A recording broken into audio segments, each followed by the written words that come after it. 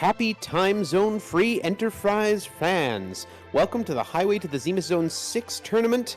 My name is Organ Mike, and I am here in the commentary booth with Dakar Smash. We've got NG Dave, or NG Dave's cat, doing the restream for us, and Nerukad tracking, and we have one heck of a banger of a seed up for us today. Inven and Tybalt both at 2-1 records going into the 4th week of Swiss rounds. Yeah, I am happy to join you here. It looks like it's going to be a really exciting one. We have a Rydia hero, hard required hook, and only a couple of moon objectives. Yeah, we got 3 objectives that directly require the hook, and of course these runners have to fill out 6 of those 8 objectives, so they can only leave 2 behind, meaning that we will be seeing the hook somewhere. We do have the Masamuna and Crystal Sword altars on the moon. We've got, of course, the standard Forge the Legend Sword with the Adamant to get some new fancy weapon. I believe for Rydia that'll come out as a whip, wouldn't it? That is correct. Yep, the Mist Whip. And that leaves us with defeating the Baron Castle Basement Throne. So all it takes is for something of import to be somewhere on the moon, and then there's no way we can avoid it. So we could be seeing a world tour here. Yeah, well, I've had quite a few seeds where if you get the magma key as your path underground, the hook then turns out to be buried somewhere very, very deep. So it'd be interesting to see if we get that tonight. Always a possibility, and always a fun time if that happens. Yeah, and if we get the hook as our underground access, then we get the consolation prize of an exciting hook dive. Never know what we're going to see. That's the fun of a randomizer. Yeah, so Rydia start is always interesting to me. I think, sometimes it'll push people to different looting locations like Eblan, trying to find one of those rare summon orbs. But a lot will depend on who we get as a starting partner as well. And of course, that Rydia will be starting at level 1 with 30 hit points and 10 magic points? Like basically nothing? Yeah, it's it's a struggle if you start with, say, Edward or somebody else who's fragile. But on the other hand, because Rydia is the hero for the seed, even if she's unconscious at the end of the fight, she will still be picking up experience for that fight, which could be good or could make your grind a little bit trickier. Well, it certainly means it's basically impossible to set up a slingshot. Maybe some very strange hypothetical situations aside. And because Rydia, you really want to get her to nuke, or she's kind of a liability in the Z fight, it can make for longer grinds when she's the hero. That's true. That's absolutely true. So what would you like to see out of this seed, Dakar? Well, I'm always down to see our runners take on some rudeness, and I think both of these are skilled runners who could show us some cool stuff if we get some challenging bosses. Could be something like the Alt Gauntlet at the Crystal Sword altar with the hook behind it. That would be just delightful. All right, we're off. And they're off. And Rydia is going to be partnered with a Dark Knight. All right, a Dark Knight doesn't give you a whole lot of strength early on. Neither does a Samurai Shield. And Valvalis, I mean, it's good to know where she is. Valvalis being there does mean that we can eliminate Baron Castle and Baron Castle Basement as our logical underground access, but doesn't mean it won't have something that will get us there, logical or not. That is true. Baron Basement on these flags can never be the logical underground access, but the throne could be. And 45 seconds in, both runners have launched the Enterprise. Tybalt is going back to Baron, and Inven is headed to Damcian. These are fairly standard loot patterns, but they're not the kind of aggressive play for a summon orb that I thought we might see. We do have some interesting sights in the Baron Inn there. I missed who the companion was. It was one of the twins. But I was looking at the boss, which I think was King and Queen Eblan. No, I missed that as well. Saw some decent gear for characters we don't currently have for an inven. And Tybalt did not launch the hovercraft, but Inven's going to... Oh, Tybalt didn't actually go to Damsian. I don't know what I'm talking about. Inven's going to do that now. So now we see Tybalt is making the Eblan play. Yeah, 3 monsters in chests in these, and of course they've been randomized to be somewhere in this place. Sometimes they're even in the pots. Those monsters in the chests are not going to be fought at this point. They're just going to be reset out of. Very much so, and nothing useful on our Sea Neki rolls today. A Darkness Sword and some short bow with an ice arrow. And Inven finds Golbez taking a shower in the watery pass. Always nice to cross him off early in a seed. A little bit of useful knowledge there. Yeah, we've already seen Valvalis and Golbez, so I just need to find Wyvern and we'll have the trifecta.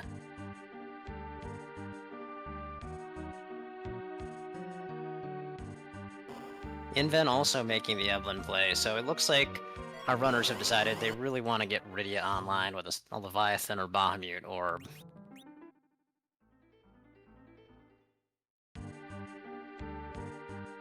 And those could be pretty much anywhere where you find nice gear, I imagine.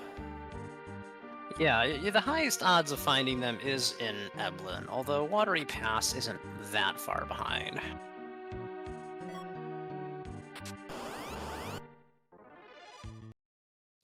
And both runners running afoul of some of the monster chests, but it looks like they probably will have sorted out where those are, and possibly where the items they want to target are. Yeah, I haven't seen anything too earth-shattering. I mean, a Sylph Orb is nice, but it's not really what you want. There's a crystal armor. Well, that will certainly be useful later on, once we power up our Cecil. And in case we don't find a white mage, there's an Azura orb. Always good to have, just as sort of a safety blanket. 66% of the time, she's an incredibly good healer. Yep. And, yeah, if you're feeling lucky, maybe you can go into the Z fight and rely on that. Well, back in the day, that's how I used to heal in the Z fight, because, I mean, I'm running vanilla, not free enterprise, and not running either, but playing it. Of course, I didn't realize, or I found out very quickly that Zemus had some nasty counterattacks if you use summon magic on him. That is very true. Which left me with this useless black mage with a big powerful healing spell that worked 2/3 of the time, so that's how I did it. Yeah, we've also picked up a Stork Robe. There's some decent rewards in Eblan, but nothing that, like, immediately gives us the ability to start clearing out bosses. Nothing setting the world on fire here. In the Mist Cave, Tybalt is checking to see what we're going to be fighting. Baigan. Unfortunate, that's another potentially nasty boss in a spot we don't have to clear. And while he's here, gonna check out Mist and see what there is to see here. A Blitz Whip. Makes sense. Usually if you've looted this far and you still need something, it's time to transition into shopping percent and sort of try to find that specific item. Inven, meanwhile, is headed to Mount Hobbs to see who our likely first character to join us will be. And what we have to fight to get them. Yeah, this is a little bit of a speculative check, I think, because depending on who's there, it might be kind of hard to get through this boss.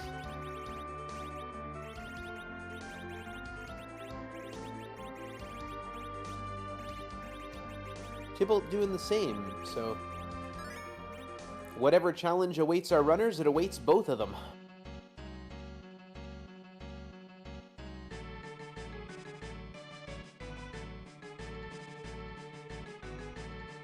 Okay. I see a purple robe, and I look like another Cecil. It was another Cecil. Inven Oh dear. says, well, not worth my time at the moment. The purple robe signifies one or the other of the Mylons, does it not? It does. If it's Mylon Z, you might be able to get through it if you've got some curatives to throw at him. And it is Mylon and friends. Yeah, this will be kind of slow. I can understand Tybalt's reasoning and wanting to try to take this on, because he's trying to get enough MP on Rydia to start casting that Sylph spell, but he realizes, I think, that he just doesn't have the damage. Inven going to use a Siren at the top of Mount Ordeals to fight some Liliths, get some quick experience here. This is an interesting play. I think I kind of like it. Recure 2 potions with a little luck should get you through. That was a low roll. And Tybalt, meanwhile, is heading down the Antline Cave to try and find what's going on there.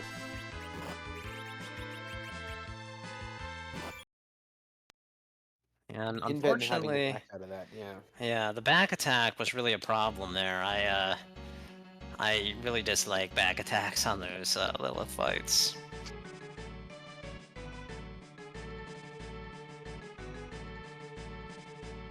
JP12323 in chat pointing out that Inven never actually put the characters in the back row, which means that having that back attack actually saved him some damage. We have Evil Wall at Antlion.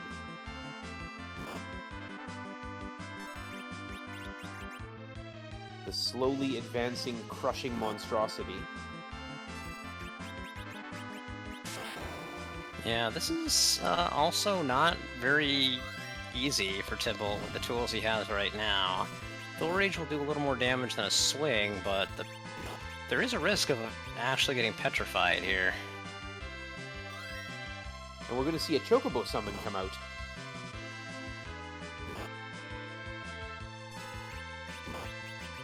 Next only to Leviathan, the cutest summon ever. Okay, with 3 hit points, Inven gets through his Liliths, gets the experience he was looking for on Rydia.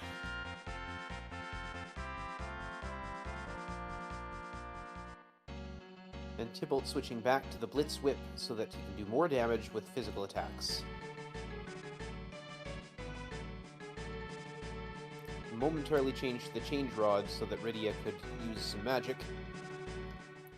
Inven, now having some experience, is going to go out and do something with that experience, I would imagine.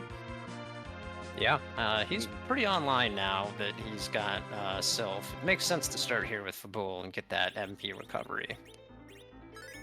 Yeah, get that free heal. Tybalt is having some trouble with Evil Wall, it looks like. His Cecil is very nearly completely petrified. And Rydia, I don't know, is going to do enough damage to beat that crush. Just we just got just there. gets it, yeah. Yeah. And that will help bring his Rydia online. Yes. And our first key item is the package. Actually, not necessarily a bad one, because we're lacking for character for party depth right now. Maybe worth a check. You could seriously consider checking that right now.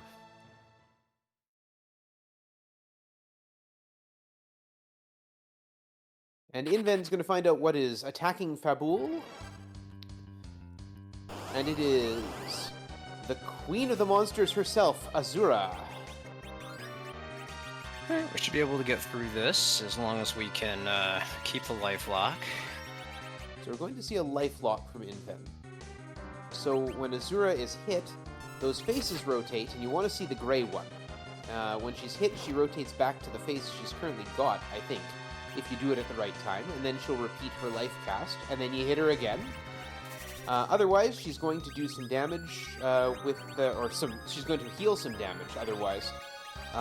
Tybalt checks the package and finds Edward, and has not immediately reset, so perhaps we're going to see Edward added to this party.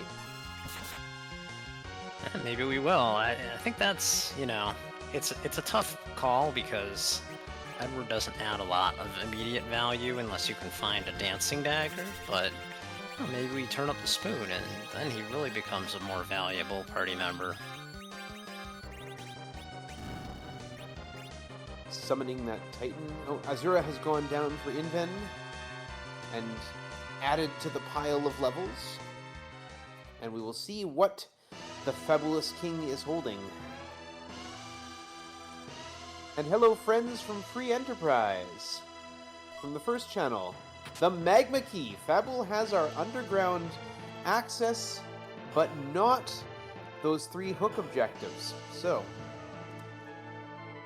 Yep, that's a faster path underground, but perhaps a longer path to the crystal.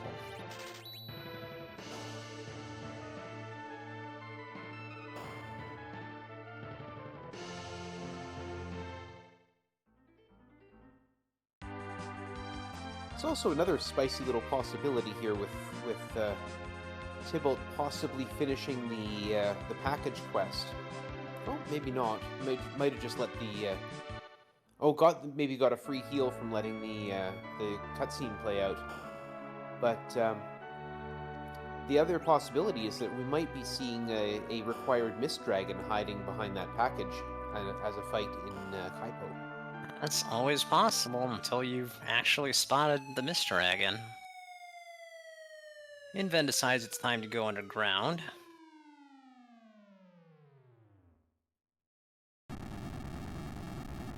Might be looking to do some looting or shopping, or might be looking to check his freebies.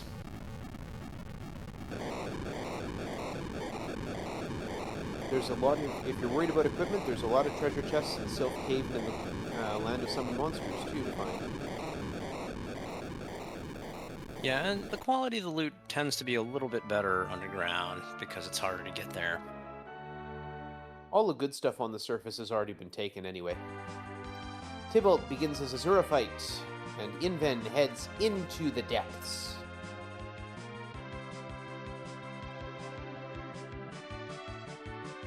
Tybalt backs out of the Azura fight.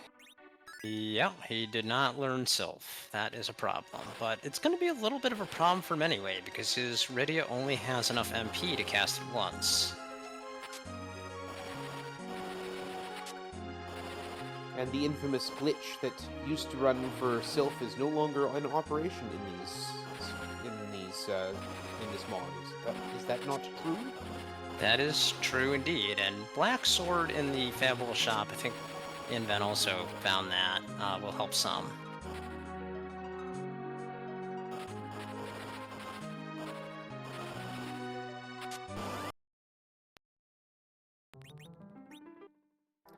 And Inven is looting the Cave of Summoned Monsters and found the found the monster chest. And so it's going to reset and go back in. Yep, not really equipped to take on the warriors at this point. Not time to come out and play.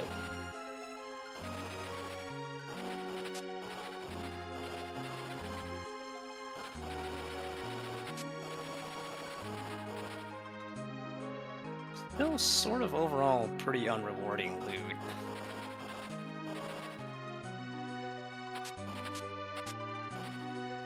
Two sets of Medusa arrows, a crystal hat, a wizard robe, poison arrows, grain sword. Tybalt, meanwhile, is doing the same thing that Inven did and locking down Azura into that life phase. Oh, and misstepped and got a cure for. There's the rat tail in its vanilla location. Well, and that is part of an objective, but we can't turn it in quite yet. We know the hook is going to be somewhere, so that is, we know eventually that we'll be seeing the hook, so that's probably going to eventually get turned in, but who knows when. Yeah, I think what happened to Tybalt, unfortunately, is he thought he was going to have enough MP to cast Sylph again, and so when he went into his menu and found out he couldn't and then came out, he kind of missed the window to keep the life lock going.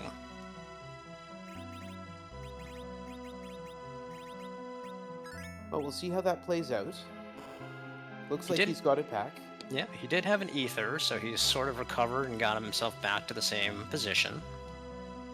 And Inven checking who's sitting on the throne at the Summoned Monsters. We got a Sparkle of some sort that we're going to get checked out. And Kainatsu in the Queen's spot. In the King's spot, Plague. Actually doable. Well, sort of doable. I mean, I think right not now right we're gonna... now. we're gonna back out. The turtle is much better where we see it than one spot over, but it's still pretty nasty there. Tybalt gonna have to take another run at this Azura. Yeah, I think if he just remembers to throw the ether on the turn after his first sylph, he should be able to get through.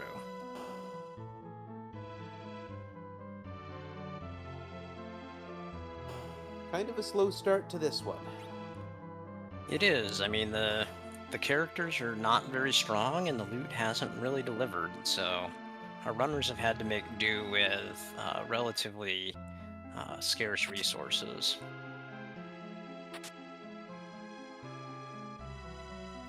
We do know where one free fight is for one of the twins in Baron Inn. Tybalt checked that, I believe, but not Inven. That's right. And that's where King and Queen Eblan are sitting. So unfortunately, we know they're not going to be in a nastier spot.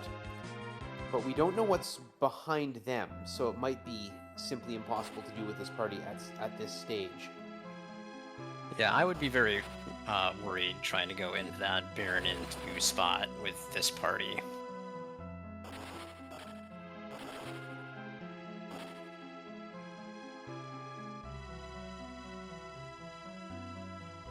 It might be something they can get away with. You could take a chance and hope that it's Water Hag. Yeah, it's certainly possible that it's something relatively free. Inven taking the moment to activate Sheila 1. Oh, and once more Tybalt has lost his life lock and takes a Cure 4. Yeah, that's unfortunate. He tried to use Chocobo to keep the life lock going, but there's a little bit of delay on the Chocobo cast, I think, undid his plans. The two runners capable of high-fiving here as Inven goes in to see what Sheila is holding. Reasonable thing to do, checking your free stuff while it's available. Certainly, I mean, you know, this party is still kind of looking for anything that would help get it started, whether it's an Earth Crystal for loot or a Sand Ruby for a character. Earth Crystal for loot. Good call. There you go, that's why you check your freebies.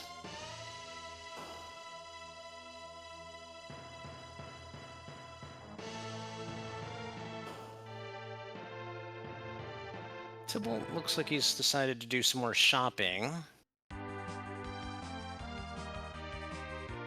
wonder if he might fill out that the package quest just to have the extra body in the team, just to help keep that life lock in place. It's not crazy. I mean, for all we know, Edward could come with a dancing dagger.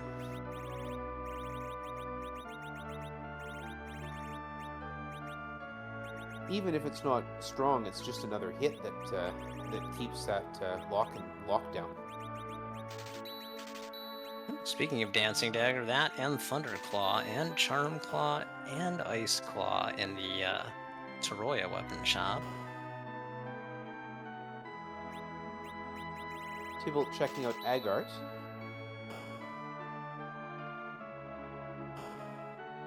Just looking for anything to get this seed loosened up a bit.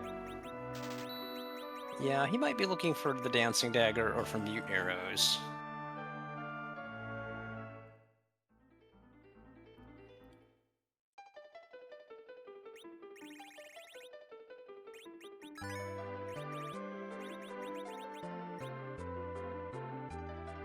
Meanwhile, Inven looks like he's going to give us a treasury check. And Tybalt headed to Toroya as well. There is some treasure that can be picked up here, and he will find the dancing dagger for sale. Hello. Yep, that's what he's after. And Thunderclaws as well.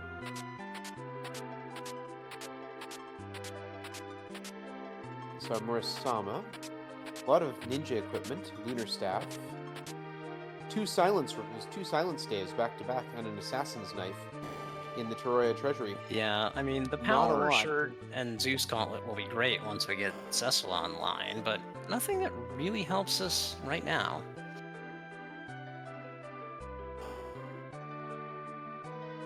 So what do you do? At this point, you've seen a dearth of characters. Nothing really free and open to you. At a certain point, do you just head up to a good experience spot, turn on encounters, and just hope? Well, I think Inven could still make an antline play. He hasn't made that check yet. That's true, yeah. The next option is to try either Burn In or Ordeals. Both of them are somewhat risky with this party, but with a little luck you might be able to get through. Inven heading up Ordeals. Now, he's been here once before just to use his Siren up, but we'll see what two bosses we gotta fight here. Ordeals 1 is that Dark Imps? It is Dark Imps. That should be relatively free. We have a black sword to just swoon them, and the punches will not do anything here. Now, this is the usual location of Sorcerer Mylon, so he's not going to be... Oh, and we're going to get life glitches on those Dark Imps after the swoon procs. That's a good way to get a little bit of extra experience. Yeah, I like that for sure. You need every edge you can get on this particular party. For anyone unaware, using a Life 1 spell or a Life Potion on any target raises it back to life with 5 times its vitality and hit points. Monsters do not have a vitality stat. They always have 0 vitality. Therefore, raising them with Life 1 brings them back to life with 0 hit points, and they immediately die again without even reappearing, which gives you credit for a second kill of the same monster. And we've got Leviathan in the back attack spot. Yeah. A little spooky, but we should be able to get through with a Starveil or two. And speaking of which, Tybalt has gone to the standard 2 Starveil strat to defeat Azura. Azura now reflecting healing magic onto his party. Yep, and then using the Starveil, so we're seeing Starveils put to good use on both sides.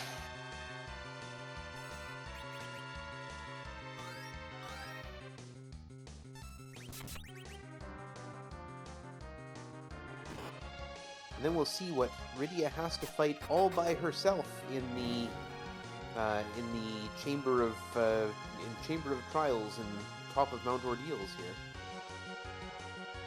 Yep. Tybalt going to receive the Magma Key. It'd be interesting to see if he chooses to go underground to meet what has, to this point, been not particularly exciting there either. Yeah, I think probably he will make a similar play and check his freebies.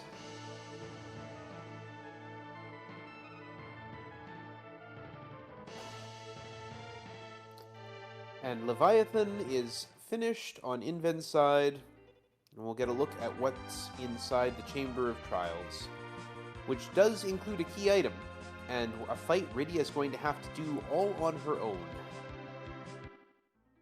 And Tybalt just going straight to Ordeals. Yep.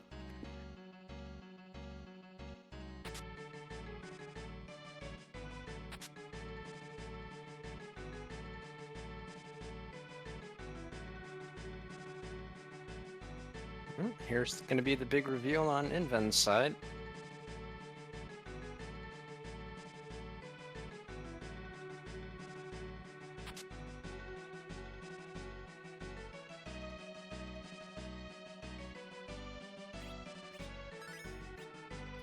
And our key item is a rune axe. A nice weapon, but not particularly useful in advancing the seed forward. Yes, and before we face off with the boss, we're going to have to face off with the inventory boss. Tybalt taking on the Dark Imps.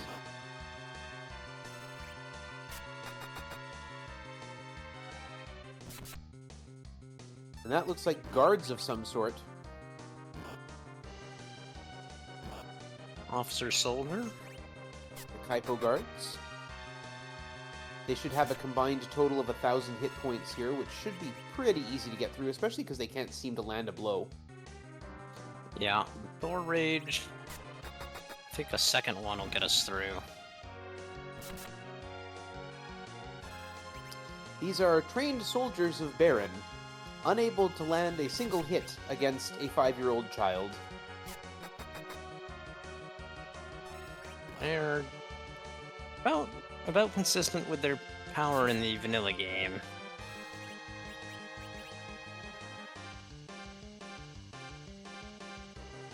And all Cecils will become paladins, which is to Inven's advantage, having that Cecil with him.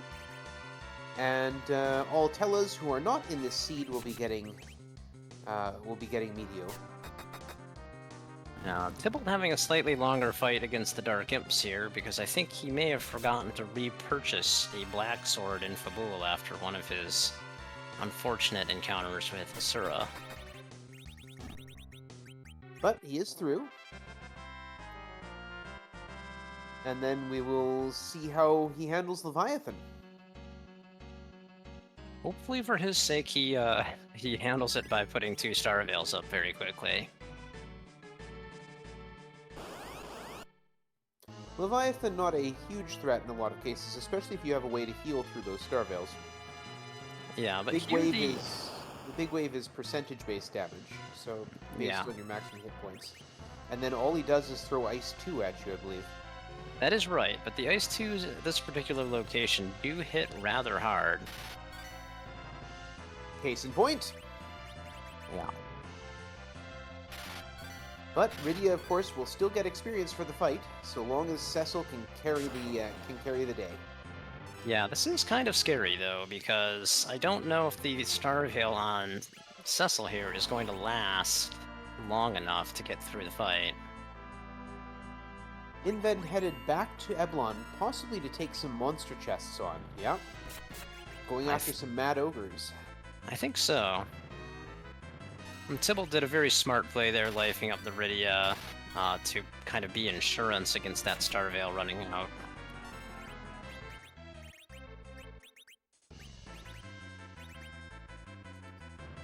In reality, Rydia's going to get the experience either way, and then Cecil is going to be reset to level 1 after this fight anyway. So, yeah, it doesn't particularly hurt if either of them don't make it out of the fight alive. So long as one of them does. As long as one of them does, yep. And I think Rydia that should be enough damage. Fingers crossed. Yeah, I think this self-cast should do it. That's just enough. We get Leviathan down, and on Inven's side, the Mad Ogres have been left through. Just a set of samurai arrows, not the most exciting reward. I think the real reward there, other than the friends we made along the way, was the experience. Yeah, I think that was what Inven really cared about.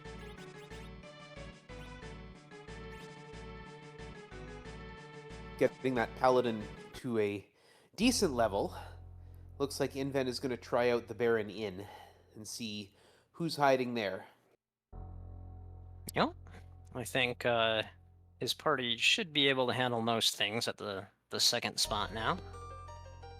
That is a Palom, so we're still hunting for a white mage. I always forget which is which.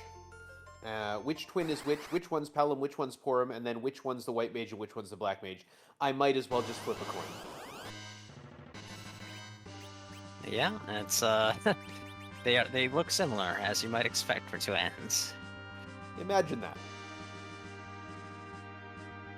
And we have a Sparkle, and the Sparkle is pale dim. Right, this'll be a little slow, but we should get through. An interesting anecdote of my life, I went to school with a pair of fraternal twins. We knew they were fraternal twins because they told us, but they were identical for all intents and purposes. So I have no idea. Family resemblance is still strong. Interesting.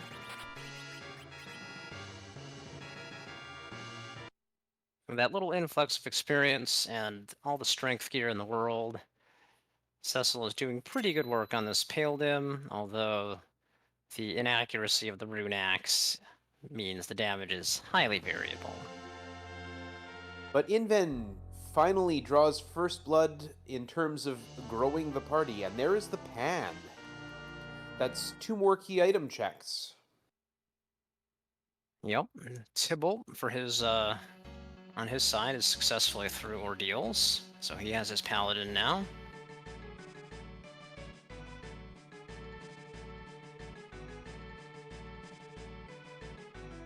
And those 8 objectives do represent 8 different key items, of which we have found 1, the rat tail. Yes, for Judge Joe and Chad, it's been a pretty challenging seed. We had a dupe on Hobbs with a TKC and Rydia to start, and then the package was just Edward. So it's taken our runners a little while to get started here. The seed itself has provided very little help. Yeah, there has not really been any exciting offensive loot, except for stuff out of the treasury, but we needed the paladin to take advantage of that. What makes it interesting when I see things like this, I always wait for that moment when the seed will just break open and all of a sudden one of the runners will just finish. I missed what caused Inven to bail out there. What did you see? That was a set of vanilla dolls. Oh dear. And we do not currently have any good area of effect damage. Almost means for certain that we'd be fighting the Calbrena. Yeah, I mean, through, you could probably time a Cecil attack and Sylph cast on 2 different colored dolls, but it would be a slog. Tybalt going to try to take his Paladin on and claim his 3rd character. Yeah, not quite as well set up for this fight. Doesn't have the extra experience on Cecil. Has him not in the center slot, so a little bit of an accuracy penalty, and not as well equipped because he hasn't gotten the treasury yet.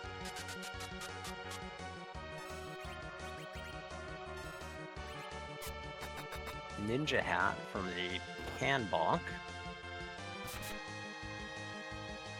Rydia on the first attack of Paladin nearly got wiped out, but that is actually to Tybalt's advantage, as that Cecil will now cover her. Yep. The Ninja hat is actually a surprisingly good find when you have a Rydia hero, because at the level she gains Nuke, she also has exactly 25 agility, which means the Ninja hat will get her to a nice round 28 for the Zemus fight. Inven going to return the pan to Sheila and see what we get for that.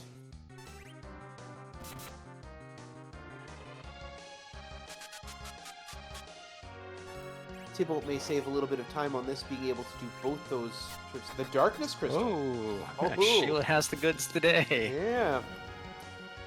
Tybalt may be able to save a bit of time and catch up a bit, because he will only have to do 1 trip into the Self Cave instead of 2.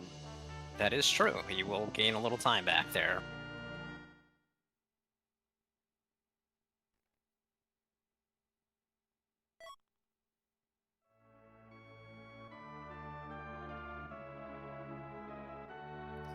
Inven going to check Tower of Zot, perhaps? I think so. It makes sense. It's one of the easier locations we have available to us, and we do have 2 open slots in the party. And there are 2 party members at the top of Zot. That is a good point.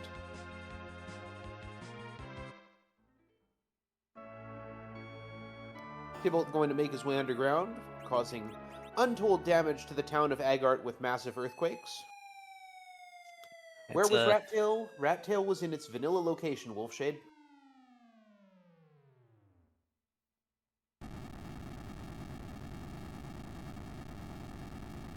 Inven continuing to fade Antlion. Interesting.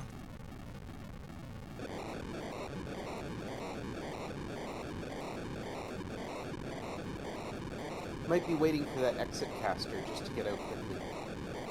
Yeah, at this point he's getting pretty close on Cecil, so I suppose it makes sense.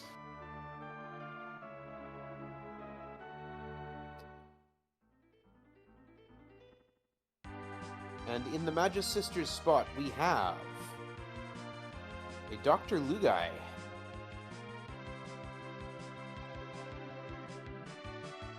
It's doable, but not probably what he wanted to see. I'm trying to get levels on Palom here.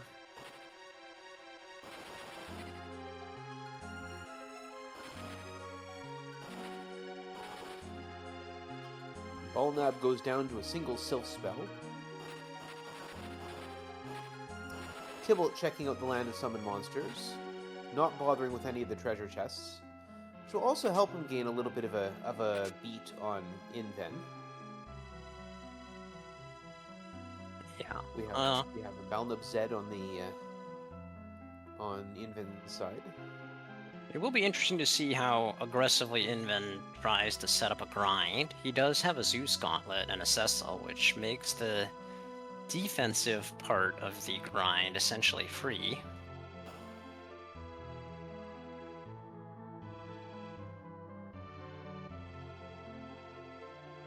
Now the real fight.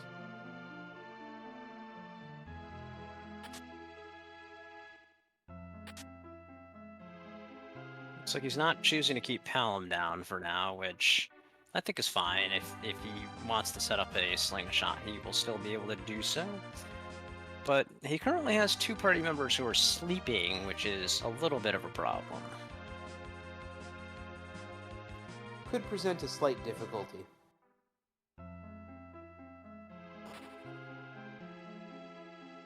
In my experience, sleeping characters don't actually do a lot of damage. No. Laser hitting the best possible target.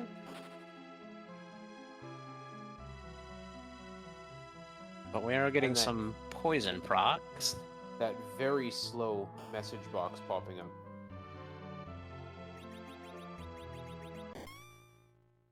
Tybalt picking up the ninja hat. Yep. Waking up young. He'll have his Darkness Crystal as well soon, and also be in the position of deciding how soon he wants to grind. And we'll get to see who's at the top of this Tower of Zot. As well as a peek at who's in the 2nd spot of Dwarf.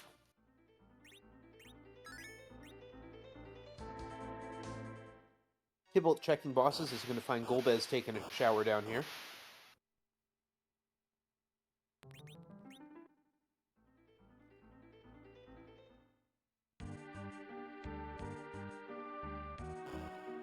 Alright, and we find the other twin and a Sparkle.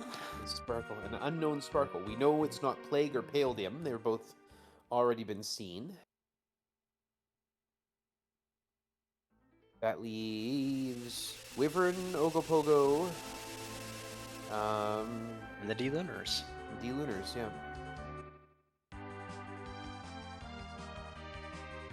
Hey, Sid. Welcome to the party. Yeah, we got a full crew finally. 40 minutes in, and Inven has 5 party members.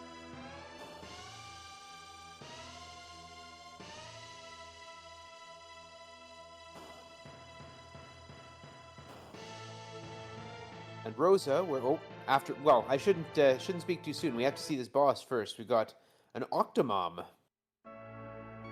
This shouldn't be too difficult. And Tybalt claiming the Darkness Crystal.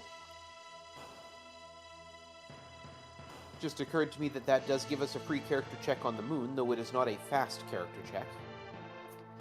That is true. It might be worth making it, though. I mean, based on the gear we found in the treasury, an edge would be an amazing addition to this party. And of course, the 2 old sorcerers, Fusoya and Tella, are not available in this flag set. So, Edge would be good. Rosa would be nice to find as well. Always nice to have a Rosa.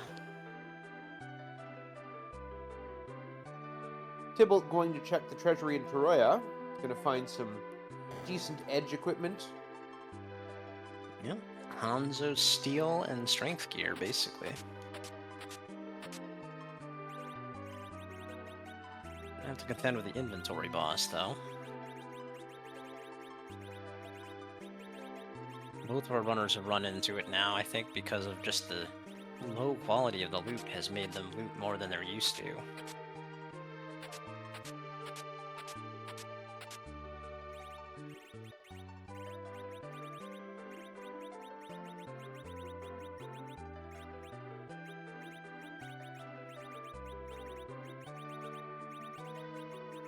I've been taking a little extra time here to try to get through this fight with his party alive.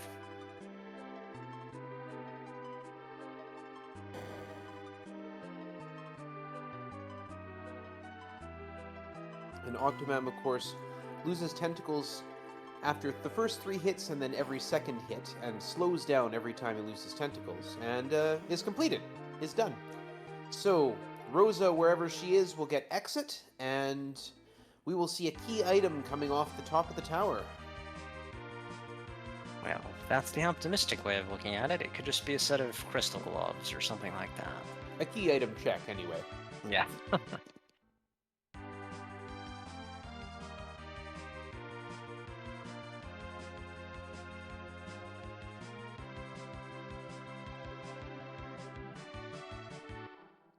Tybalt going to crack an egg with his siren. Yeah, the advantage of not having burned it at the very start is he can now use it to get Hallam almost all the way to Quake. And the Baron key, potentially required. Baron Basement is one of our objectives. And of course, there is a key item check and a character check. Yeah. But we know Valvalis is standing there in the way, too. And that's not, even in Baigan's spot, not going to be an easy fight. It's certainly doable with this party. A little indecision there from Inven. It looks like he's decided it's time to launch the whale, though.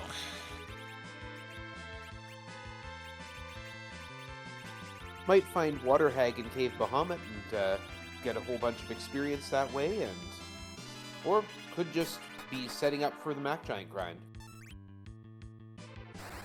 Yeah, might want to check the character. Might want to just set up the grind. Tybalt using stop to keep that egg from hatching.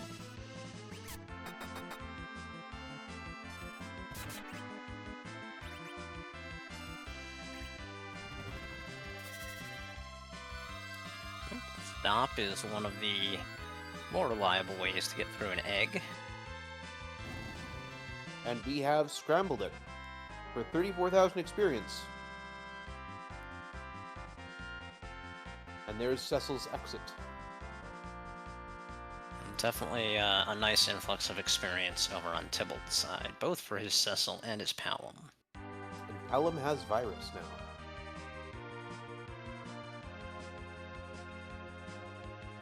Inven finally doing that antline cave check. I don't expect he'll be taking Edward. No, I don't think he will, but the package for him will be a 7th key item, which then puts him in the interesting position of deciding whether to keep looking and trying to get to 10.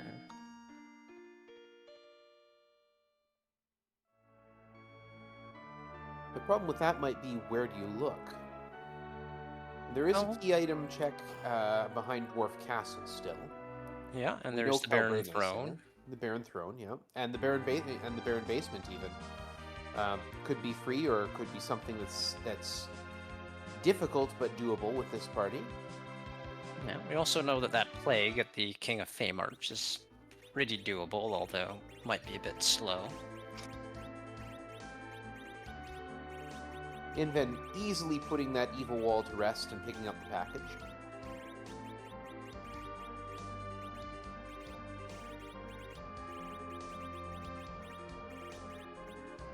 I don't know. Do you check it at this point? I think I would. I'm still looking for a white mage, or still looking for potentially Rosa. I guess you've got a white mage, but still potentially finding Rosa or Edge.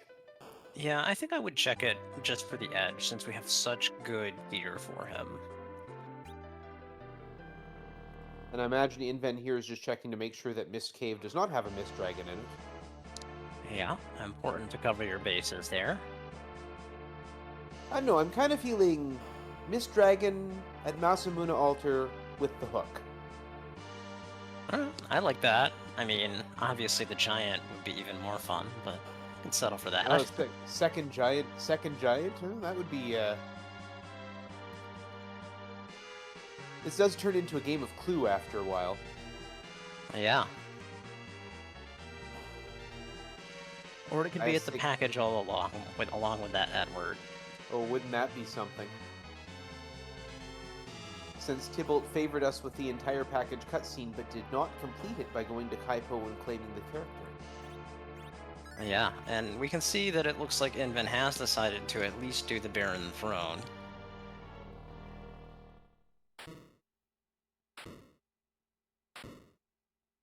Might have actually just been launching the whale then to give himself time to think about how he wants to route it from here.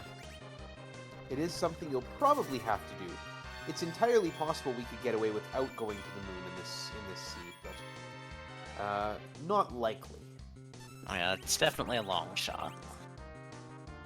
That would require all of the Legend Sword, Adamant, Pink Tail, Rat Tail, which we know, Baron Key, which also we know, Tower Key, and Hook, all to be on the blue planet.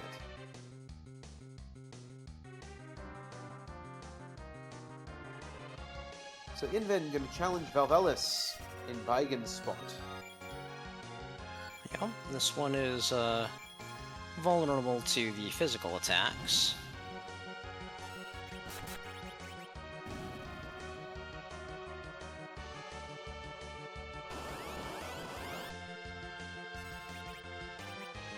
Tybalt getting through Dr. Lugai number 1 and fighting the second Lugai. Looks like Inven is also taking the time to knock his Palom down.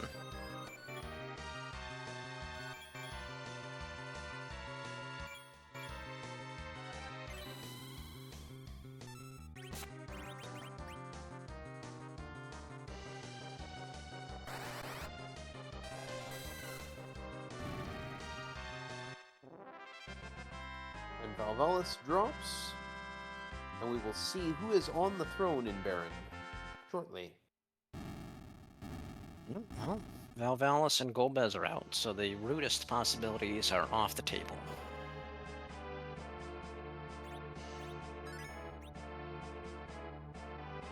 Instead, we have the Magus sisters. Not too bad here. Their spells will do some damage, but we have a Rune Axe. And that was a quick death deal on Cindy.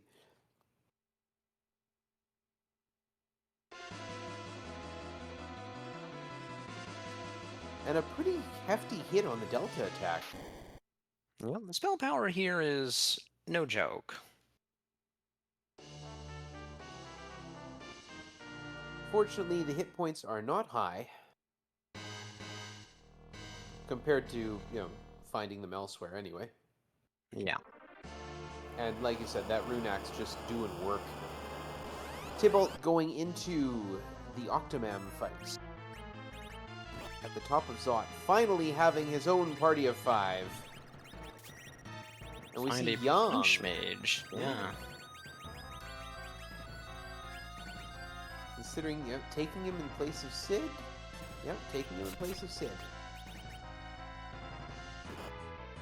I couldn't tell, actually, if he took him there or if he changed his mind at the last second.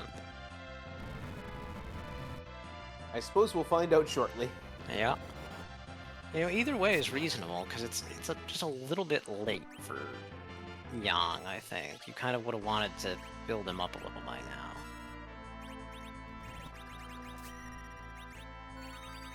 We are still pre-grind, though, so there's always a possibility. Yep. And there's the tower key. Right, So, well. Baron, a potential requirement, because the super cannon is on our list.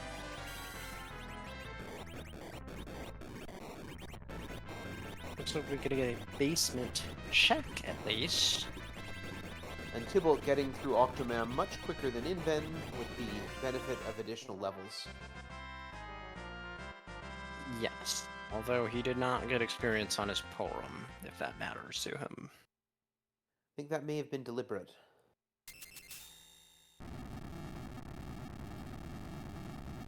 That will be We the got some Baron more guards. guards. Yeah. They're vulnerable. They're also hitting pretty hard in Odin's spot. Yes, hard and fast. We do have Toad, though.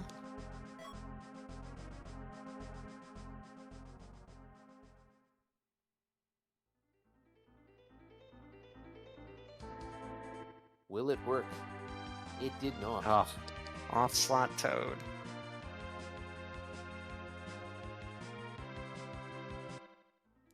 But certainly reasonably doable. Yeah, it looks like Inven might be thinking of going back and making another go at it with Rydia in the center slot for better Toad accuracy. Tybalt raising a big whale.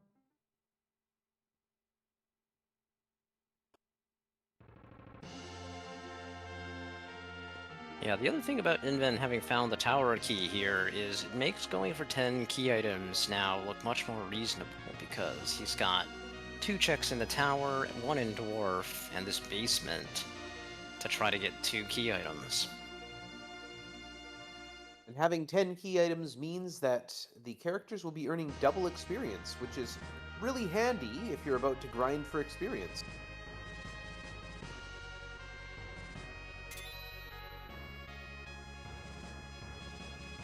We'll see if the Toad fires properly this time.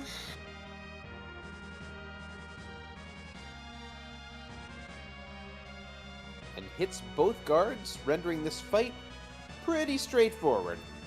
Yeah. Once more going to put his twins down. And he did take the Yang, by the way. Yeah, and this will be a good opportunity to get some experience on the Yang. We get to see the free character on the moon. Tybalt headed up there. Will it be our Edge? Rosa. It's a good consolation prize. And presents an interesting possibility.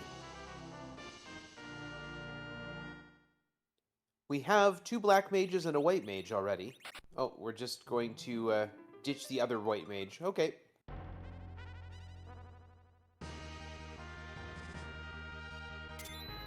And that was all that Tybalt spent his time... Oh, no. Yeah, no, it's all that Tybalt spent his time. I forgot which console did what. Headed back to the Earth.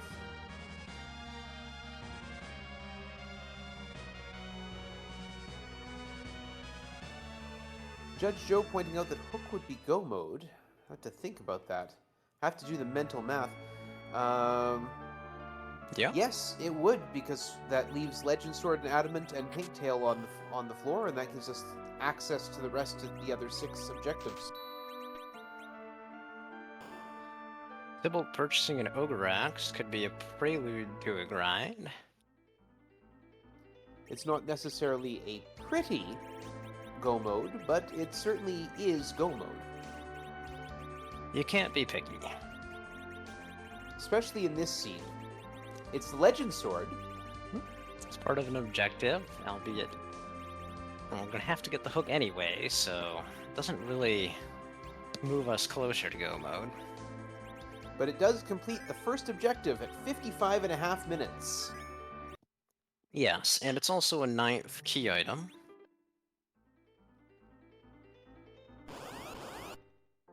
Meanwhile, Tybalt looks like he's decided he's not going to wait for 10. It's time to grind now. I imagine Tybalt is probably feeling a little bit behind, having had such trouble with that Azura at Fabul. Yes, I think that's probably right. So he may think the play is to charge aggressively up to the moon or something like that, which might turn out to be right if that's where the hook is.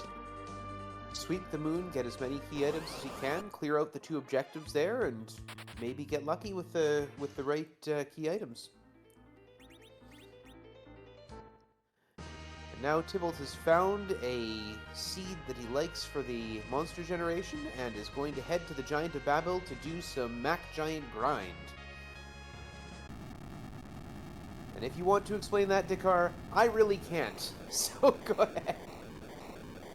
Well, I mean, the basics of the Mac Giant grind is you find the fight, which is just a searcher, and when you hit the searcher, it summons a Mac Giant, or to be technically correct, it revives the Mac Giant that starts the fight dead.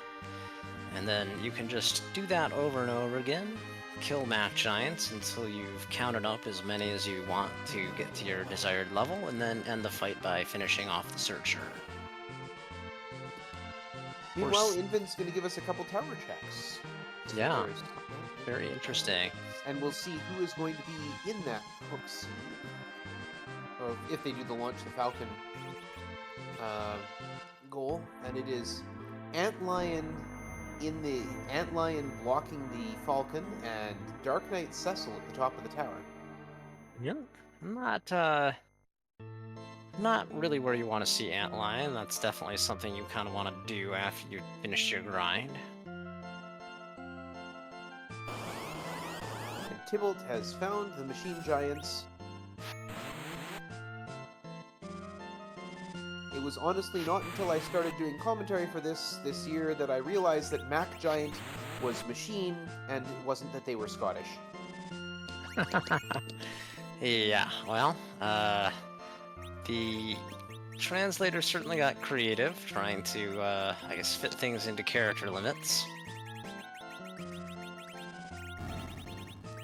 Hey, back in the 90s, you do what you have to do. Yeah. And a Pinktail. Pinktail. It's part of an objective, but still needs the hook. Yeah, but that also means we can, fade one of the less desirable objectives when we do find the hook, like maybe we don't bother launching the Falcon. My guess is going to be that we're not going to see a Forge or a Falcon from either of these runners. We do have both Pink and Rat Tail. We know how to do Baron Castle, and gives us that we've got the tower keys. So yeah, it's. I suspect we won't see a Forge or a Falcon from either runner, but that's just a guess. We've got Odin in the Super Cannon.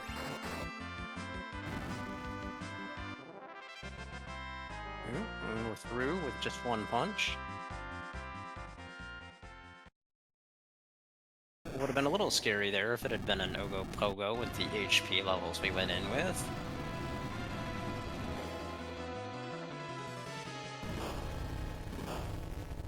Chat pointing out that inven now does have 10 key items.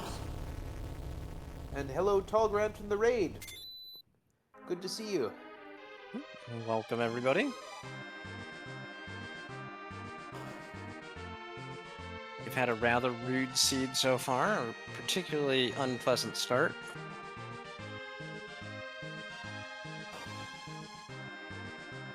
And Tybalt now has his entire party, other than Cecil, at critical health, meaning Cecil will be doing all the defensive work against those Scottish monstrosities. And you can see just how effective the Zeus Gauntlet is against them, at only 1 damage per hit.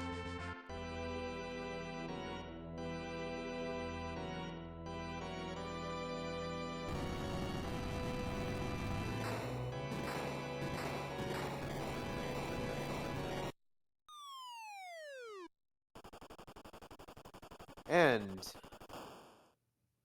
behind the super cannon is an elixir. So 1 hour in, and Inven now has 2 goals completed to Tybalt's none, and Inven is probably headed straight to Mac Giant Grind, yet right to finding out where he's sitting on that on the seed. Yep, looks like he's got a couple of slingshots set up as well.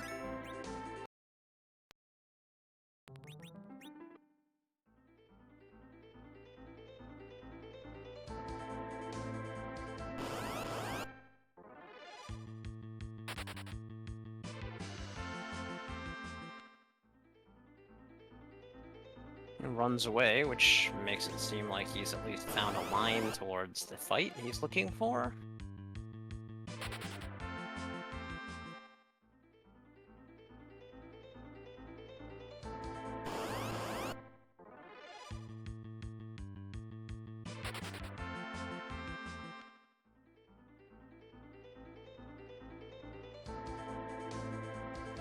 while our runners do their grinding, it's an hour in.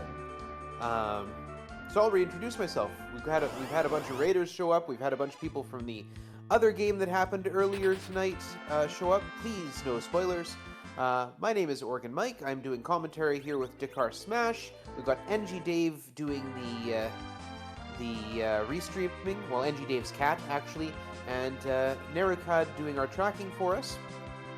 We have a race ongoing here between Inven and Tybalt, which started us with a Kid Rydia and Dark Knight Cecil and gave these runners almost nothing to go with.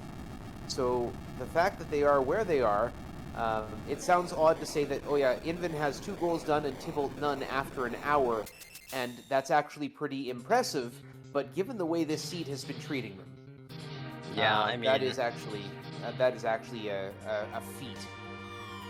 The dupe on Hobbs was unfortunate, and the utter lack of useful loot was also unfortunate. Now, there wasn't a whole lot to find in terms of treasure, at least not for the starting group. There was a fair bit for Paladin Cecil, but that doesn't do you any good until you can beat Ordeals.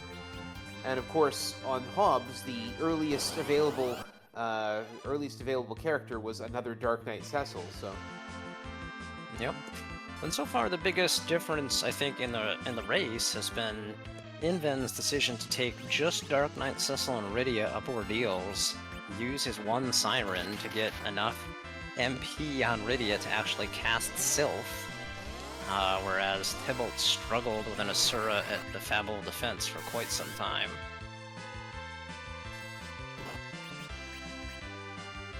that certainly made a difference in the standings, as it were.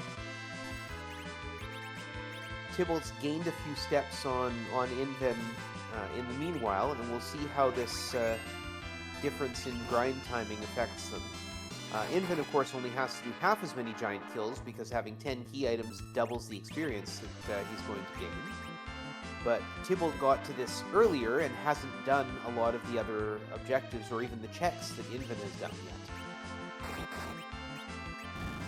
Yep. Inven's party is maybe set up a little more efficiently here with the Thunderclaw Yang. A little faster and harder hitting than that Sid on Tybalt's side. Looks like Tybalt has done the grind, having stopped the Searcher now. Just as Inven is getting his grind rolling.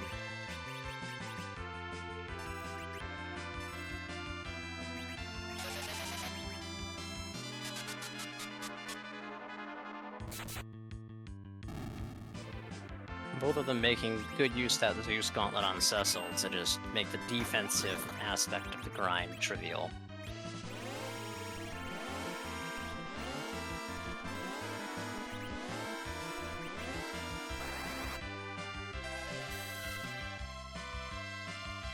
Seems that actually killing the Searcher is the tough part here. Yeah, Inven will get some time back there because his Yang will definitely kill the Searcher faster than this.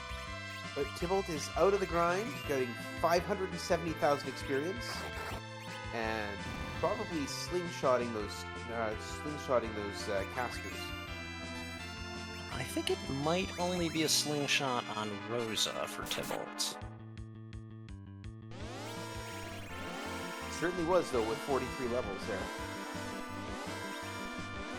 So the slingshot mechanic, for those who don't know, when you have 5 party members, and one or more of those party members is less than 5 levels below the median, they receive double experience. 5 level is correct. Which means that it's quite possible that someone can go from the lowest level in the party to the highest level in the party if you give them a lot of experience in one big fight, like, say, a Searcher grind. Yeah. We see Tybalt not immediately landing the whale, so he might be considering sticking around here on the blue planet. He does have the Baron key, so this should be pretty easy at this point. Yeah, it makes sense to at least get the basement objective out of the way, I suppose. Inven, though, already done with his grind as well. having earned more experience faster for having those 10 key items.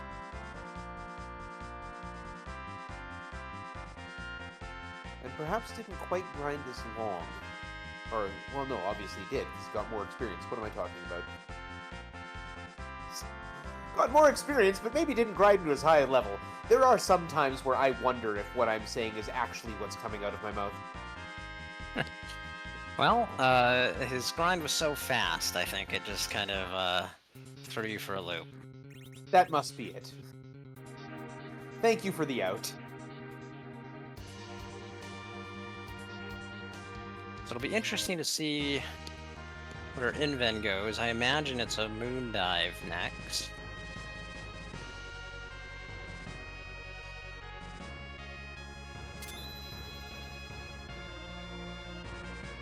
This is leaving behind Dwarf and the Feymarch. Well, we don't know what's behind War for the Feymarch, and we do know that there are 2 altars on the moon that need to be taken out. So, personally, I like this call. I think go get the ones you know you gotta do. Yeah, I think that is the standard play, and probably the odds play, but it's very challenging when you have this hard required hook, and it's all a matter of just finding this one key item. Valvalis goes down before even summoning a whirlwind for Tybalt. And Tybalt not even completing the Baron liberation, but heading straight to the basement. Yeah, I just feels confident having grinded that he can take on whatever's here, and it saves a little time to do them both in one trip. And he's certainly not wrong. These Baron guards are going to be a pretty simple fight here. Yeah.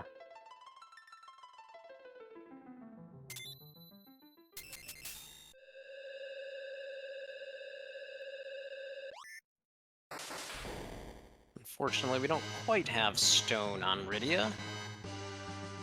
But Toad will render the fight moot. Mind you, the equipment to the damage or the defense seems to be doing it. The twin, meanwhile, is going to deal with stone. There we go. We've got a couple Toads.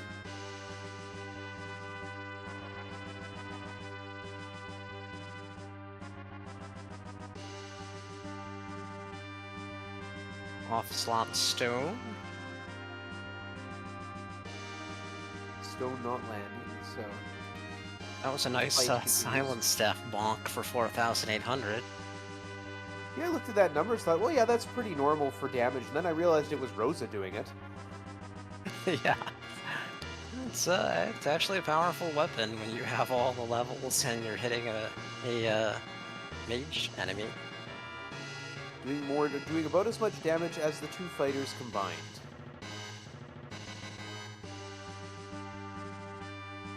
And one of them frogs is done.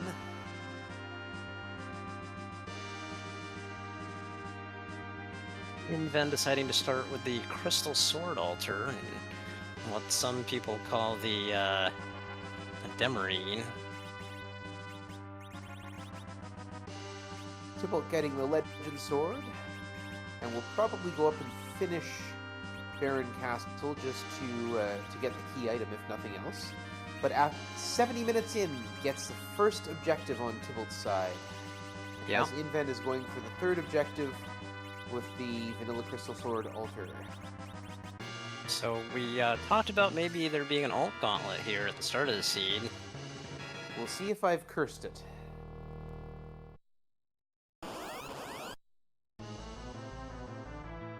Nope, it is a karate. It's a very free, although very hard-hitting karate. And Inven gonna wait for that story trigger. Ouch! After the 2nd kick, any hit from a Paladin Cecil will end the fight with the karate. Tybalt, meanwhile, starting in on the Magus Sisters.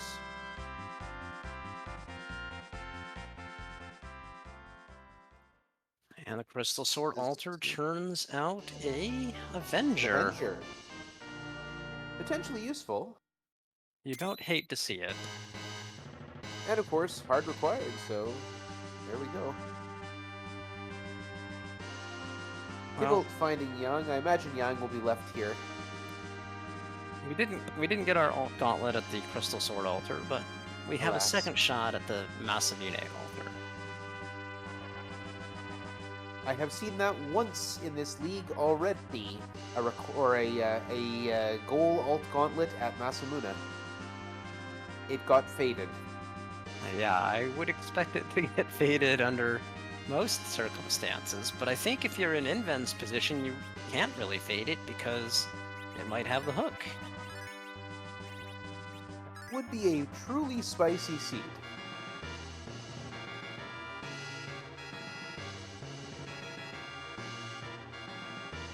Also, I think Inven's party is pretty well set up for that alt gauntlet. He's got a defensive Cecil, a white mage, a Thunderclaw Yang, and mages with powerful spells. Yes, it was pointed out that here at the alt gauntlet, a lot of the fights you're fighting are technically machines. So if you're set up for the Mac Giant grind, nope, we've got the elements. It's going to be a bit of a fight. Yeah, you just don't want to let that Rubicante phase get past its first spell. Tybalt, following the key items, is going to head in to deal with the super cannon. We'll see if he does top of the tower as well. Yeah, I think if you're gonna come here, you most likely do both, but he might look to make a cheeky play. Depends on how behind you feel and how much you're searching for whatever might be at the top. Yeah. If And you're as you feeling alluded- behind, you take your chances, maybe. Yeah, and he probably does still feel behind, although it looks like he's headed for the top. Getting a little demonstration of something rarely seen, why you don't want to cast a white on the Kainatsu form of elements. And the damage undone by a nuke immediately after, but still, that number hurts. And the elements are done.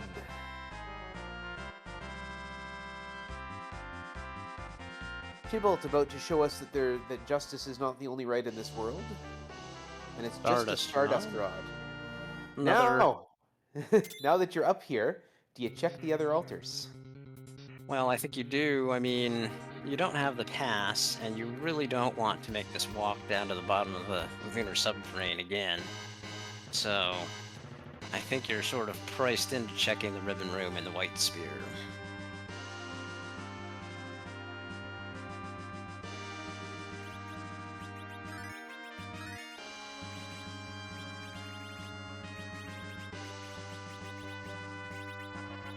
Question in chat, does Inven's ready to no nuke? The answer is no, and one more level. And guarding the ribbons, or what would normally be the ribbons, is Mombong. A bit rude, but we've got the team to handle it. Yep, Cecil with that Avenger, and just going to throw Berserk on Young, and let the twins sit back and throw some magic at it. Yeah, we should be able to skip the blue phase.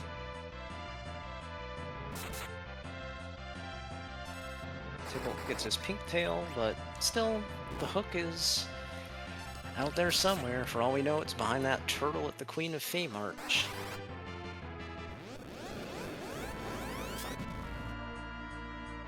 Or could be at the bottom of the sealed cave.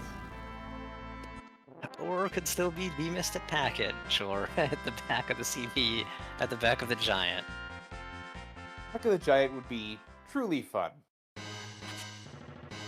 Yeah, what would you want to what would you want to see at Giant 1 to make it especially spicy? All Gauntlet. That would be a fun one. I think CPU would be amusing, or also Ogopogo. Ogopogo's always fun.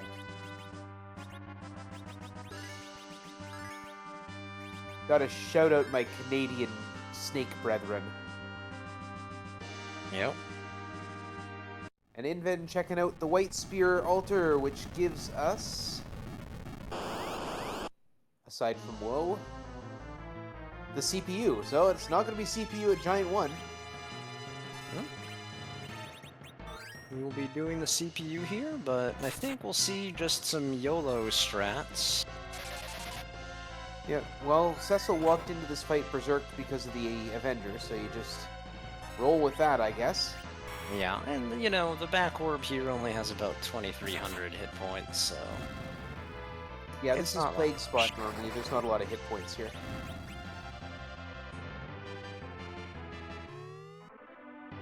Chat rooting for Hook at music.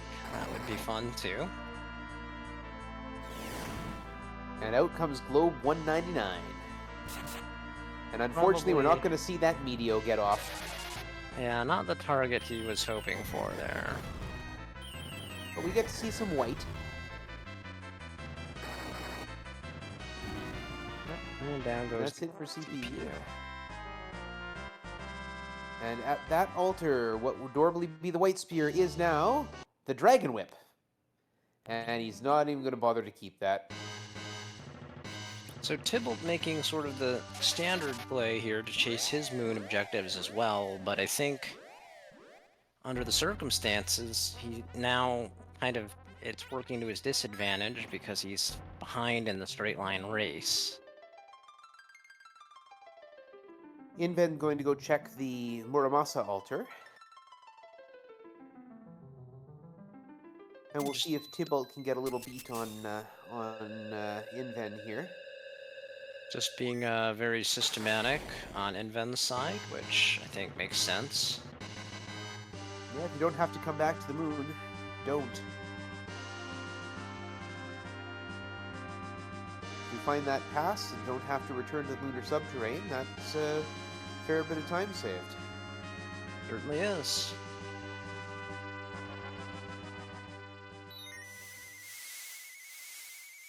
And hiding back here at the Muramasa altar, we find Bahamut. Close to his usual hiding place, but not quite there. No, I mean, maybe you could argue that this qualifies as French vanilla. And Inven just going to engage in the damage race and see if we can do enough before that Mega Nuke comes out. Well, now that he has 2 nuke casters, I don't think it'll even be close.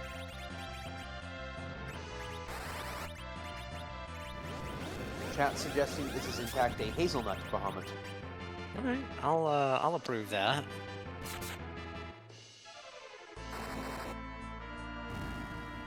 Down That goes is Bahamut. that. What do we see for Bahamut? I'm hoping for a Luca key. That would be fun.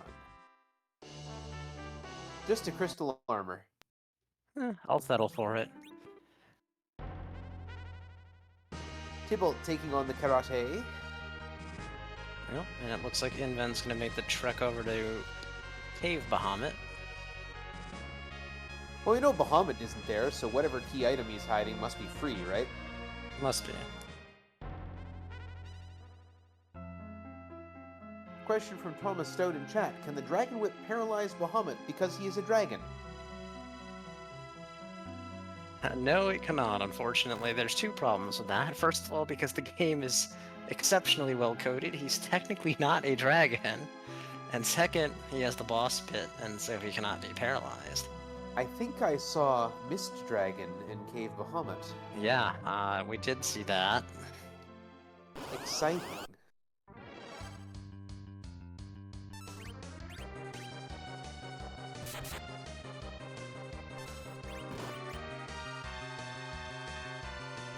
Yeah, Thomas, I think we are all right there with you. It is bizarre, but that's the way the game is coded. Miracad pointing out that he is the king of the dragons, not a dragon. And to me this makes a certain amount of sense, as I am Canadian, and the king of Canadians is not in fact a Canadian himself. That's a good point. Tybalt looks like he's taking on a moon box here.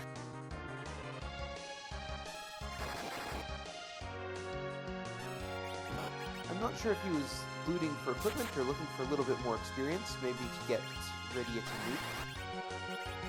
Well, he is just sort of nuke on Hallam as well.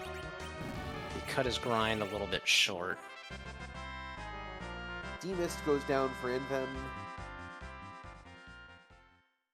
And what do we have here but the Murasama?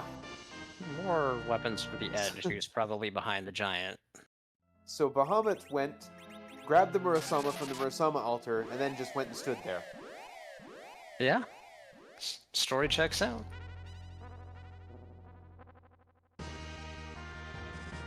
Get a nice meteor cast on the behemoth on Tybalt's side. And I saw a nuke pop up. I didn't see for which caster, but there it is. I think it was Pelham, but I didn't see either. Are we going to ask how the Mist Dragon got to the moon? No? Why? Why would you? I mean, everything got shuffled around by the randomizer, of course. I love how we can come up with a story explanation for everything else, but that one is just, no, it's just a randomizer. Exactly. We'll see if Rydia's mom has value today.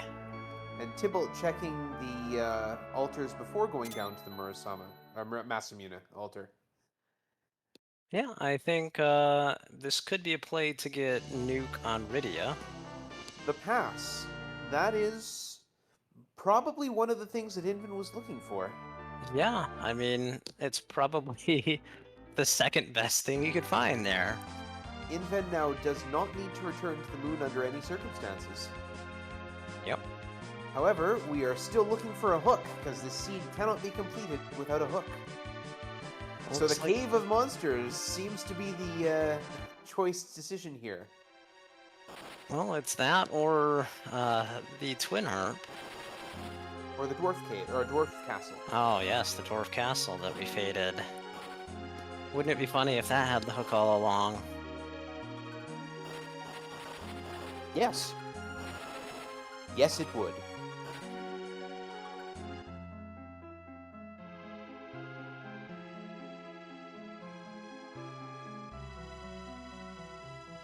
I would guess by the fact that Rydia is throwing Lightning 3 on Tybalt's side that Tybalt is looking for nuke on that Rydia.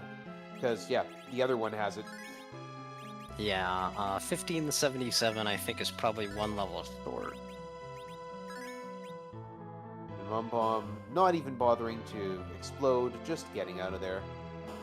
And there's the other nuke. Yep. So we have more or less party power parity. And the Twin Harp on both sides. Inven going after Kinatsu. This should be pretty smooth. Yeah, you know, this is a scary spot for Kinatsu when you're low level, but when you have two nuke casters and an Avenger on Cecil hitting for 3,500, not so much. Yeah, at this point, there's really only one fight left that's scary for Inven. I guess that depends on who's at Giant 1, but... Yeah? Really, there's only one fight left that's scary for Inven.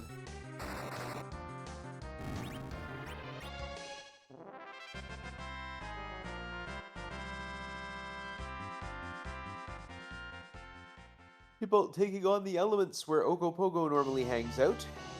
And there's the Adamant. That gives us another objective to complete. And we're right in the area. Yeah, do you take the time to forge, knowing that as soon as you find the hook, you can just turn in both tails?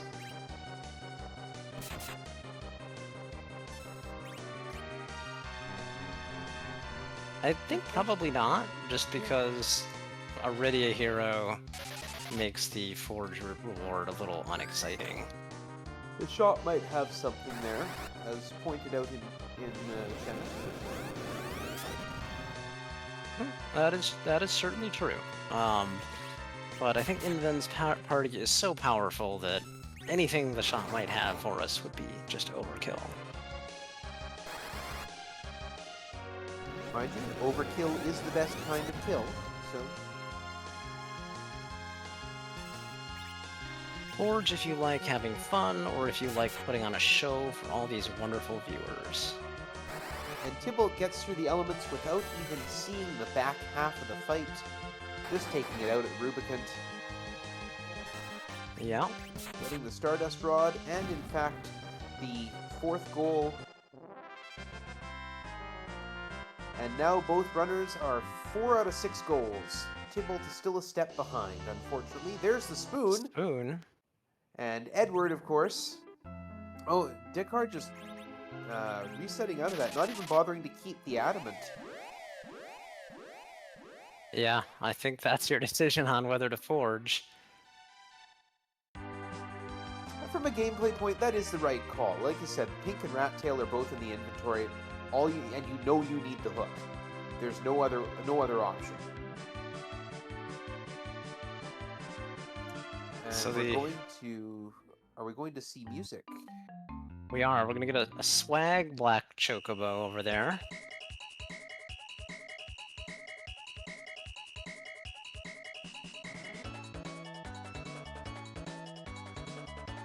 Tybalt, unfortunately for him, is continuing on the same linear path in Inven's wake.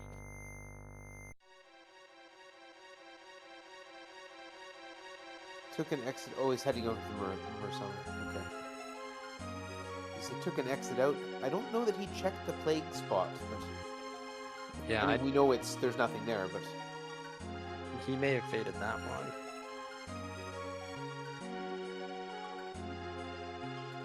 So for any unaware, Inven is headed down to do the Twin Harp check, and rather than have the normal boring music, I say we advisedly here, it's not actually me that had anything to do with this, programmed in a whole bunch of different tunes from all sorts of different sources all over the place that the Bard will play in order to break the Dark Elf spell and start the fight with whatever boss happens to be hiding here. So with that in mind, we in the commentary booth will get out of the way and let you listen to the DJ Spoony B and listen to him spinning the hits.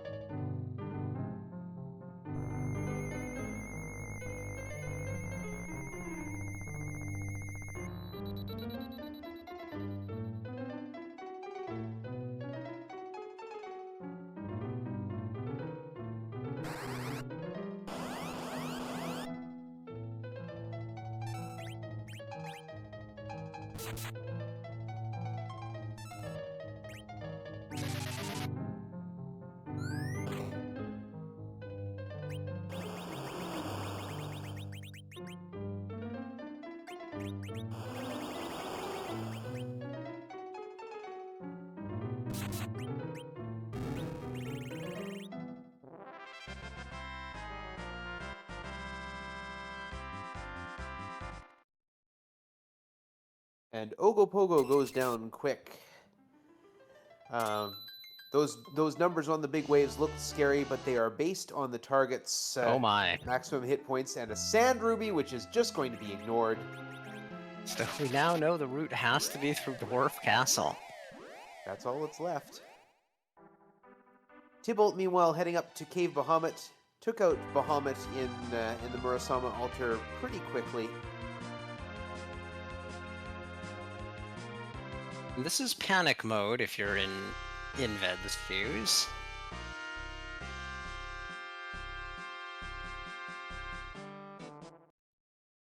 Because you are likely not assuming that Tybalt also faded Dwarf.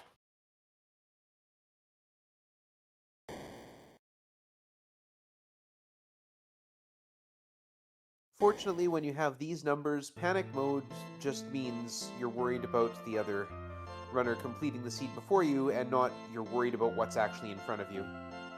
Yeah, that is very true. This should be smooth. The only thing that could really give us trouble at this point, I think, would be if this is Luca Key, and we find, like, a Glance Wyvern in the Sealed Cave.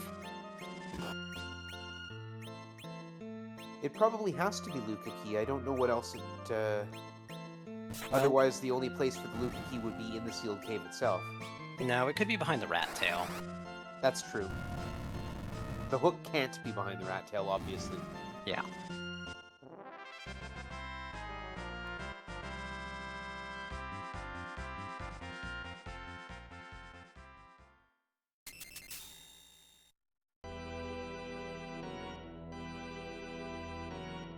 So could have Alt Gauntlet in Luca Cave just to troll our runners. And we do have a Lunar Sparkle here, and there's Edge. The edge we were looking for the whole seed, and Bahamut. And Bahamut was on that list of... And there's the D-Lunars. So yeah, when Rydia grows up, she gets 4 random summons from her list, and they can include Leviathan and Bahamut. The Lunar Dragons with no hit points go down fairly quickly.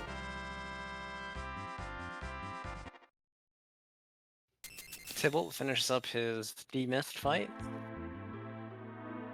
Well, Ponder, the pink tail has already been found, so Hook, Rat, Luca, Pink is not actually going to happen.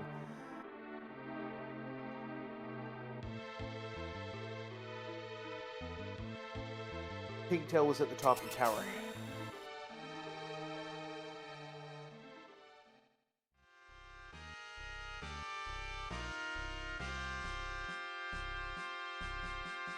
And what do we have here? There's the Luca Key, Vanilla Luca Key, and Vanilla Calbrena. Alright, more seed for us.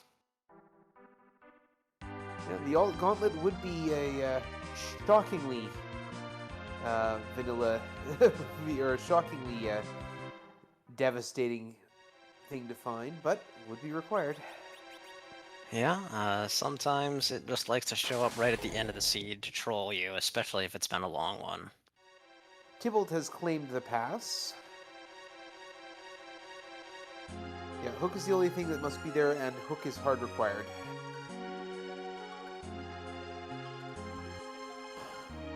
The question is, where does Tybalt go now? Summon monsters or Dwarf Cave? If he goes to the Dwarf Cave, he'll catch a beat up. Yeah, it's tough though. I mean, the standard he's- logic is you commit to your fades. And he's going to Twin Harp.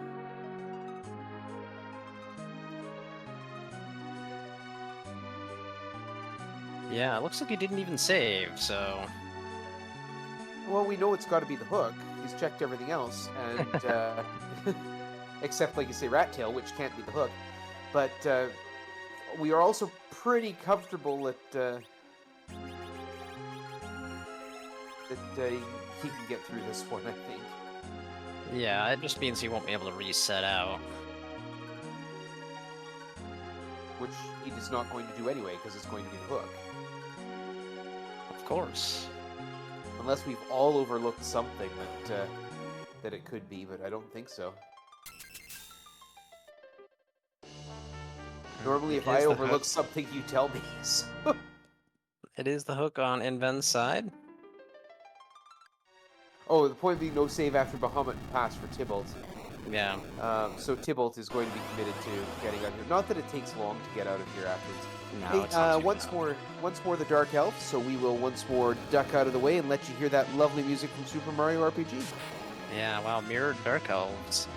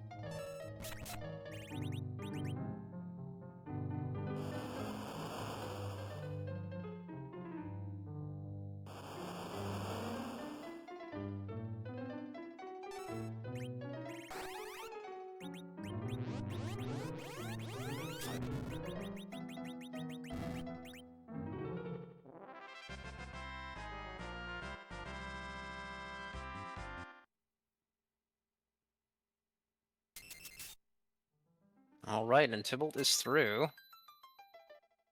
And he gets the bad news. And does he remember that he didn't save? He does, okay.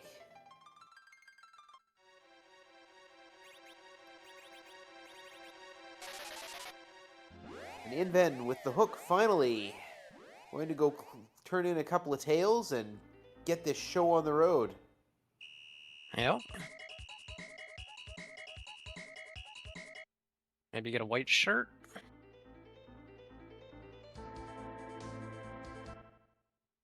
The second Avenger. Not as exciting as the first. Especially without someone else to use it. Yep.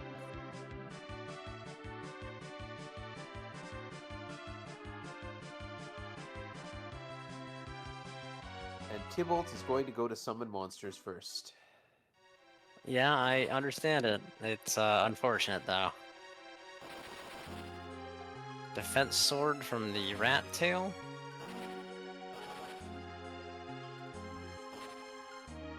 And while I never count out Zemus, I have a feeling that this fight is not going to be too much of a challenge for inven.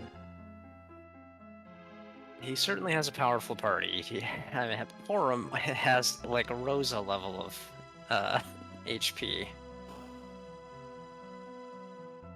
So of course, we cannot randomize Zemus into the mix with the normal bosses because Zemus is just too powerful and just too dangerous. So instead of randomizing the location of Zemus, we randomize the sprite of Zemus, and we wind up with a different sprite from something like a collection of 600 now to be fought. So the question the community tends to ask, throwing up Z flags in the chat when they can, is just whose butt are we kicking tonight? Yeah. Sometimes we also ask questions like, is Butt cute, or does Butt have a hat?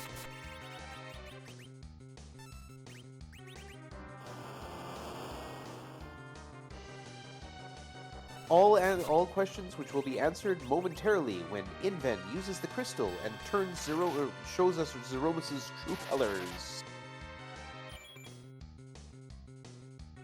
To answer a question in chat, starting with the defense sword and then switching the Avenger will generally be slightly better.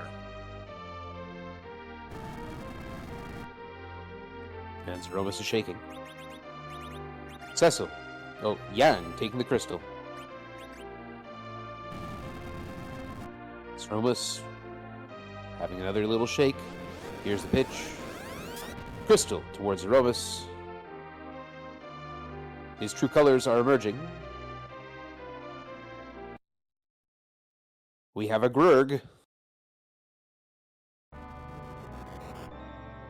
And that is Wolomus. I don't know who that is. Neither do I. It does have a hat, however. A very pointy hat. What we're seeing here from inven, aside from a very fast shake, is a standard reflect strat setup. Several people have pointed out that it is Warrior of Light, main character of Final Fantasy I.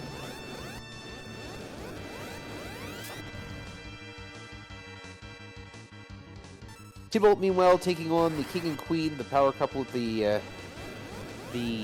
Plague and Kinatsu at the Land of Summon Monsters, and unfortunately going to find that those are not useful fights to go through. Yeah, I think...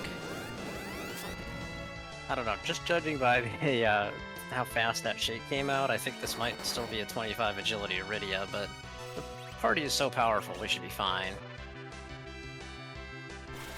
Here comes the first Big Bang.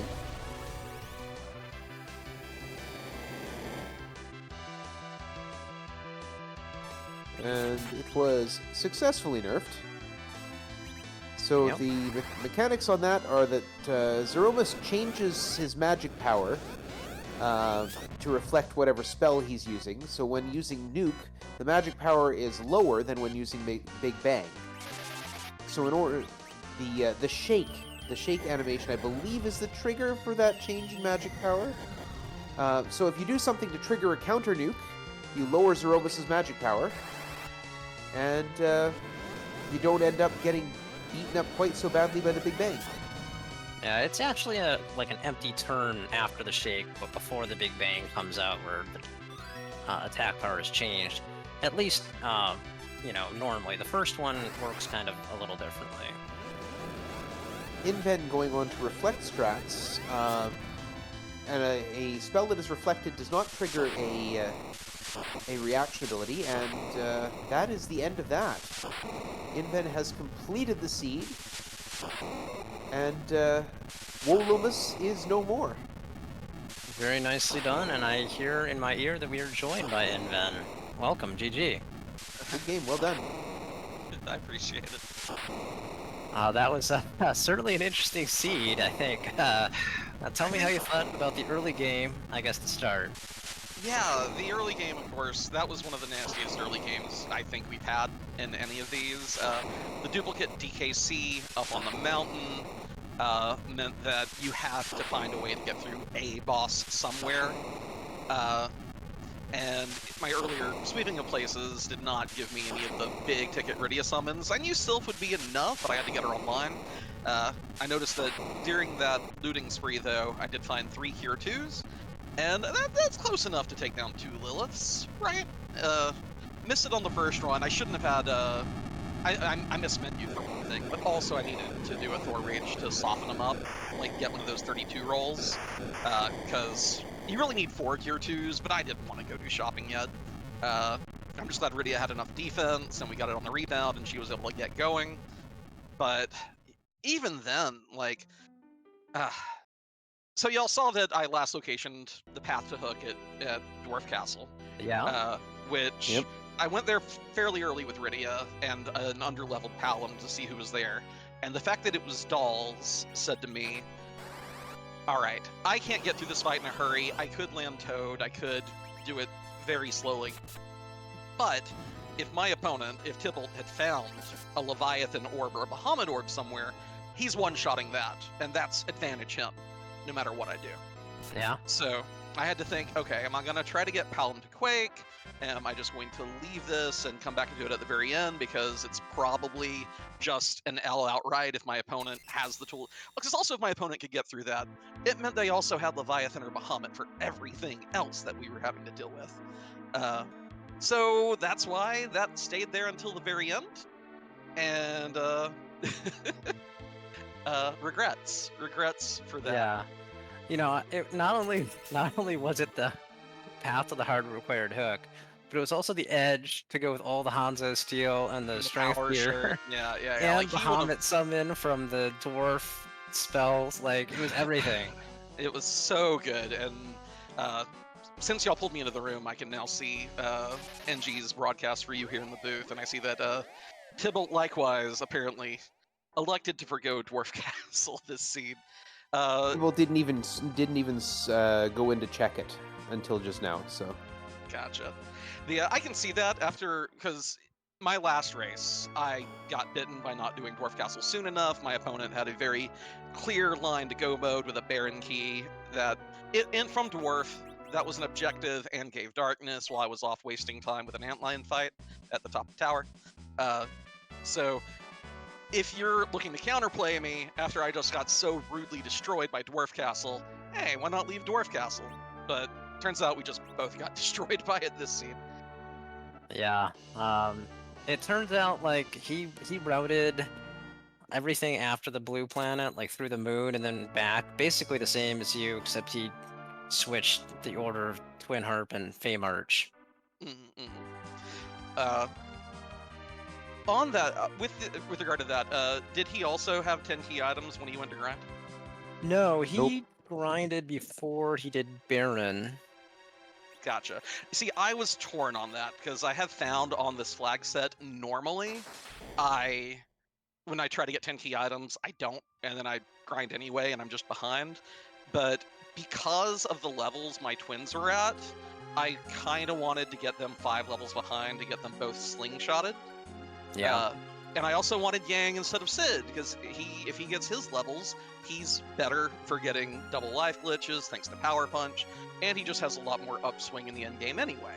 So it was partially, like, there was a lot of me thinking, should I just go do hair dryers and try to life glitch them to get my twins 5 levels behind? But that fight seemed like that would be miserable too. So stuck it on the blue, but then, 10 key items on the blue planet before even going moon. Even more reason not to go back to Dwarf Castle. Like, really? Like, Yeah. You're going to give that many down here, not gated by anything on the moon? And guess what? It turns out there were even more. So, yeesh. What a seed. Yeah, for what it's worth, I liked your play to be very thorough and try to get 10 key items. I think specifically when you have a Rydia hero, it just, you want to make sure you're getting her to nuke, and if you do a big grind, sub 10 key items, sometimes she comes up short, and your Z fight is much less comfy. Yeah. And I knew I hadn't killed quite enough to get her, but because I was slingshotting both Porum and Palom with 10 key items, I knew they would carry me through my moon fights, and Rydia would get it by the end of those. Because if I hadn't found the hook on the, which I didn't, I knew I was going to end up doing Ribbon Room as well, and probably Plague Altar, and just more moon. Of course, nice of the Ribbon Room to give only, 40% of its normal XP total? Thanks, Mom Bomb. But, she got her nuke, she got to stand up, she got to help the team in the end. Go Rydia. Good job. Alright, well, Oregon Mike, you have any other questions for Inven? Not particularly. I think everything's been pretty much covered. Any last thoughts? Any last words for our listening audience? I know I should just go watch the live, but can y'all tell me what Tybalt did to get online at the start to get his party going? Like, did he find dancing daggers, black sword kind of stuff, or what did he do to get that atrocious He did scene rolling? eventually find dancing daggers, but he had a real rough time without Asura because he was trying to do it with 45 MP on Rydia, and he eventually burned Starveils to get through that one. Gotcha. Okay, cool. All right. Well, hey, thank you for indulging my curiosity. I'm gonna dip out, enjoy the rest of the race, and catch y'all around Free Enterprise the next week. Take care. Take care. Thanks for racing. That was Inven, who's now 3-1 in the Warlock group. Pretty comfortable position to be. Tybalt, meanwhile, is still going through this, finally getting through the Dark Elf and the Hook online. He's already done the Forge of the Adamant, and so just has to trade in one of those two tails.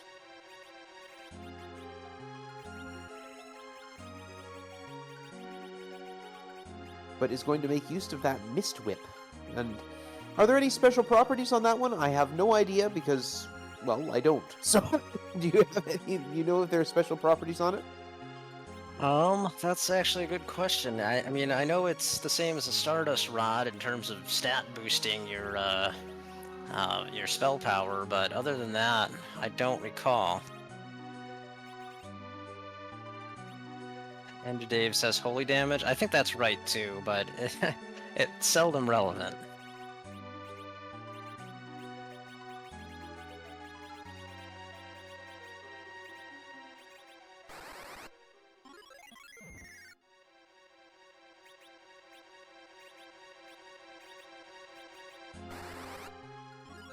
So those are weapons that come from some of the remakes of Final Fantasy IV are hidden behind the Forge, depending on who your hero is.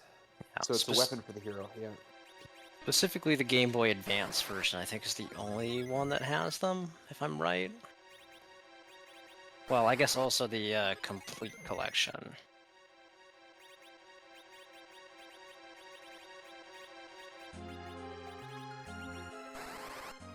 The only port that I've played of Final Fantasy IV is the PlayStation 1 port. think that might be the only one I haven't played. It's the SNES one, just slower. Yeah, that's probably why I never played it. Oh, and with that peculiar form of music looping, because all they did, rather than actually programming the music, they just recorded the music, so at a certain point it fades out and starts again. All right, very special. Yeah, it's a good time. And Tybalt has come back to Baron.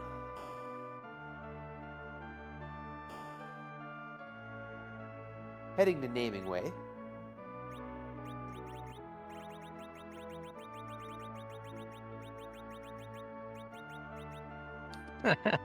Asking the ultimate question. Why? Yeah. Why, Dave? Yes, our restreamer NG Dave did roll this scene. Well, I don't know if it was NG Dave or his cat. That's true, it could have been NG Dave's cat.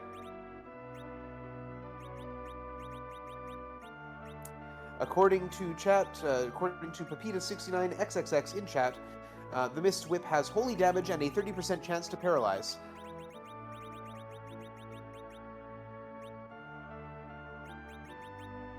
And as has been brought up in other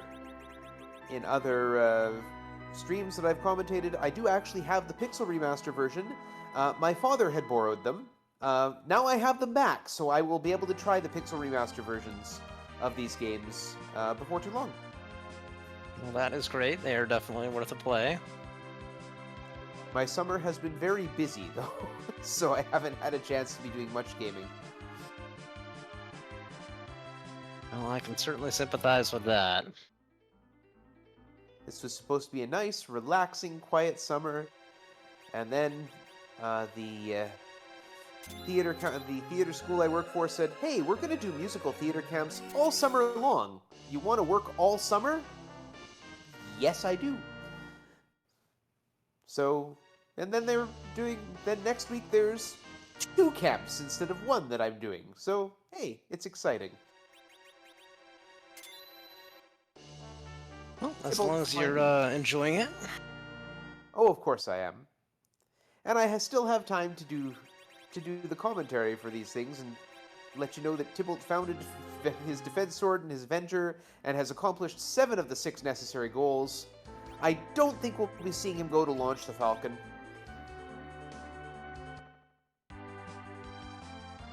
Very unlikely. Just heading to Toroya with that pass. Go and take on Wolomus.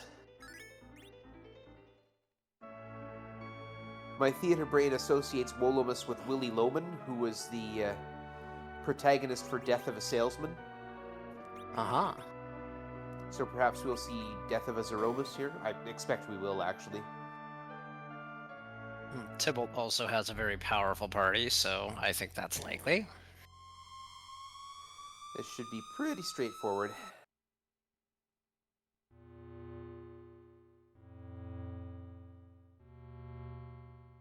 It looks like the real main difference in the time would be the struggles that Tybalt had with Azura. Yeah, I think that early game really dictated how this seed played out. Yeah. Just lost that early beat and couldn't get it back, which is unfortunate. I like it when the races are really close. That's fun and exciting. Not that this wasn't fun and exciting. It's just a different kind of fun and exciting. Yeah. Tybalt also is giving us 17 out of 17 here. That's true. And did pause to rename his party Why Dave, Who Hurt You? Yeah, or Dave hurt why you who.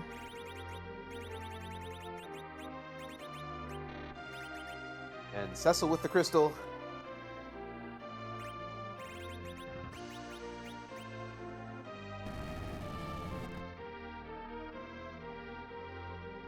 Here it goes. In bright, shiny blue and white. True colors emerging. We have a Grurg.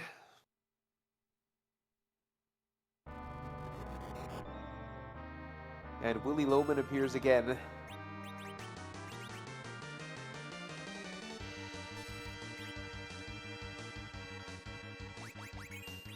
And an interesting misclick there. This is going to cost all caps Dave a lot of damage there. Yeah, I think there was supposed to be a Star Veil on that Pelham, and Got a life potion instead.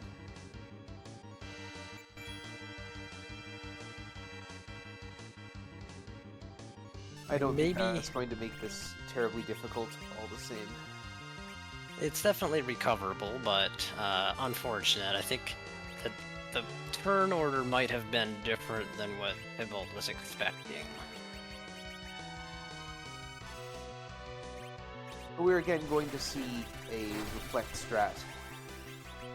A spect.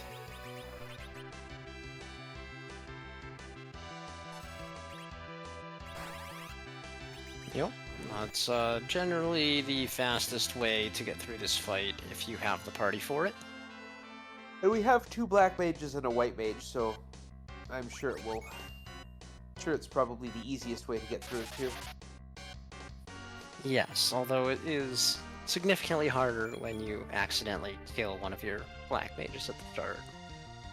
That does present a challenge.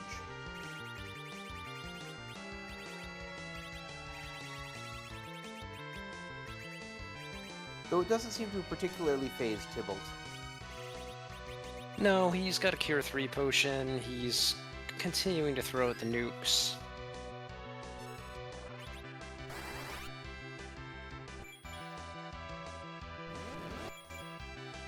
The reason that this is so fast is that Zemus has a reaction ability to refill his hit points when he reaches, was it 41,000 damage or something along those lines, forcing you to actually drain his hit points twice. But if that reaction ability doesn't trigger because, say, you're reflecting spells at him, which doesn't trigger reaction abilities, you get to kill him in half the hit points. Plus, those spells do an awful lot of damage. We are going to see an unnerfed Big Bang here, I believe. Yep.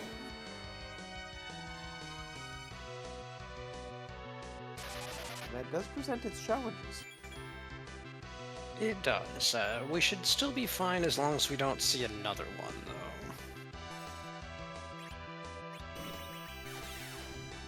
The black hole, which will take off that reflect off of Cecil.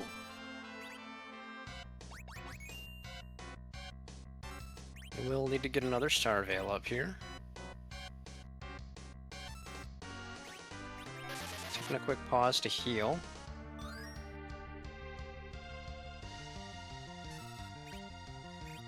Big Bang is not the only thing that Zemus does, so makes sense.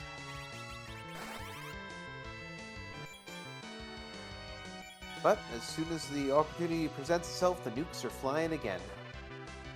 Yep. And there's Crumble. Oh, no, that's Shig. Shiver, yeah.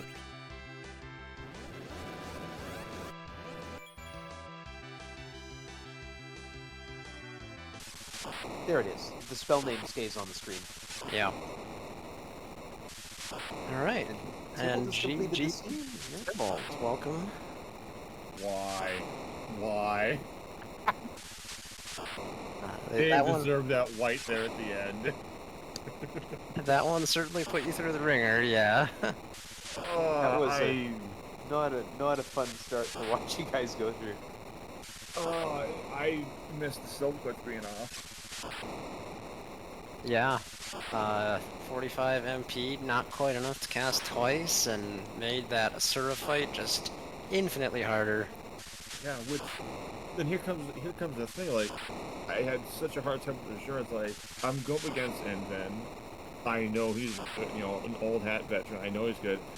I gotta do something to get back into this after that, which is why I decided to go up Zot so early, going, well, nobody's gonna go up Zot early, especially with a Magma Key in hand. And let's see what I can, get from there, and, Baron Key of Darkness, alright, let's get the grind and go. And so many times I had thought about doing Dwarf. so many times. But I'm thinking in my head as it's getting like the hour 10 hours, I'm like, nah. It would have been finished by now if it was dwarf. No, because you have Rydia. You're gonna go to dwarf. You want to get her summons. It can't be there. Well, the two of you followed essentially the same route. Little variations here and there. You're right. You went up Zot before he did, and you grinded before he did. But yeah, that's the last thing you both did was that dwarf castle to get the Luca key. Yeah, I mean, the reasoning makes sense, but it Yeah, just for sure. didn't work out this time. If I don't have that early Azura issue, I probably end up doing dwarf. Yeah, Like, I don't think I go to the moon right away. Inven peeked it and found Calbreda there and said, "No, we're not going to bother with that," and so left it there. Yeah, like after doing the grind and going into Baron, I would have, gotten out of dwarf into the Fey March, but feeling behind, I was like, oh, I'm going to the moon.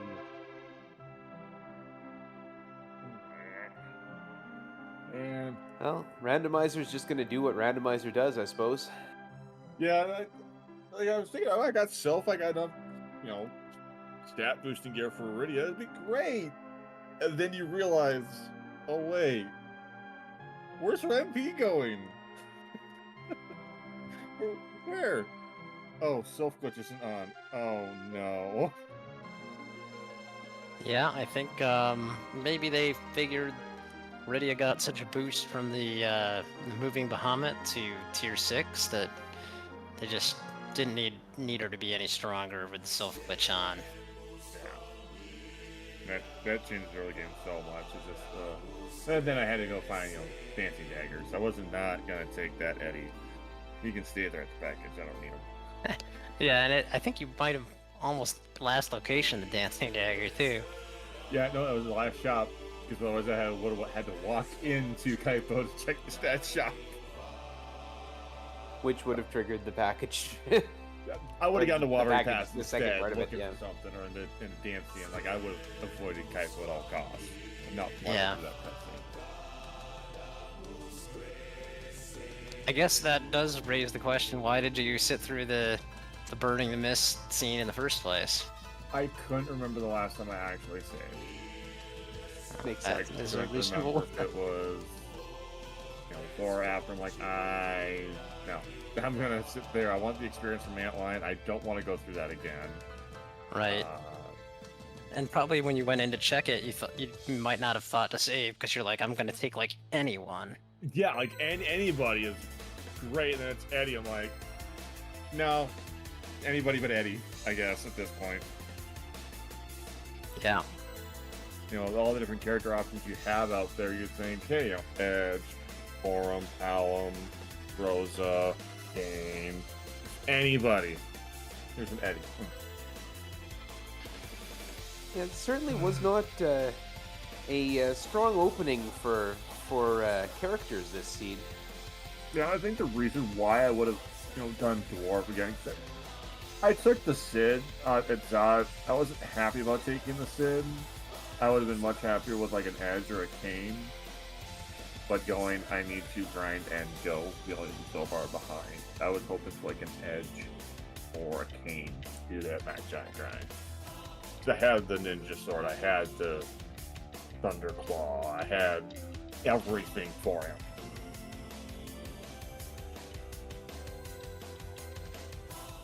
Yeah. Well, with this defeat, that brings you down to 2-2 in the Warlock group. Makes next week's race a pivotal one. How are you feeling going into that? It really all depends on who I go up against. I knew I was going to be the underdog in this race, 100%. Looking forward to the other racers, it's hard to tell. I haven't really seen who's all 2-2.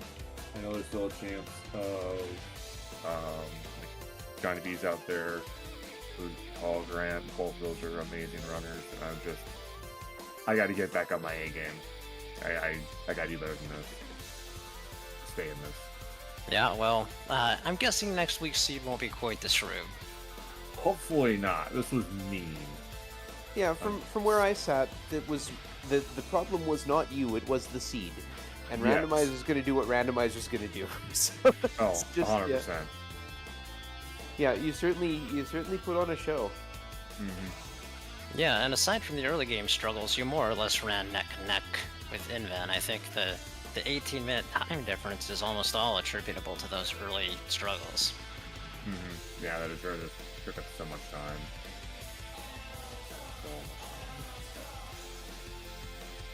Well, that's all I got. I always enjoy watching these backs. This is going to be interesting to watch back to see how well I kept up. Yeah. It was interesting from our end too. So.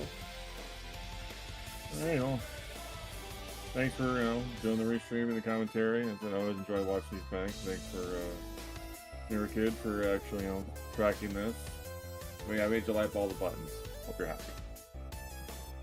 Well, if it weren't for the runners, we wouldn't have anything to restream to begin with. So thank you for running for us. Yeah. No problem. GG again, and good luck next week. Thank you. Good night.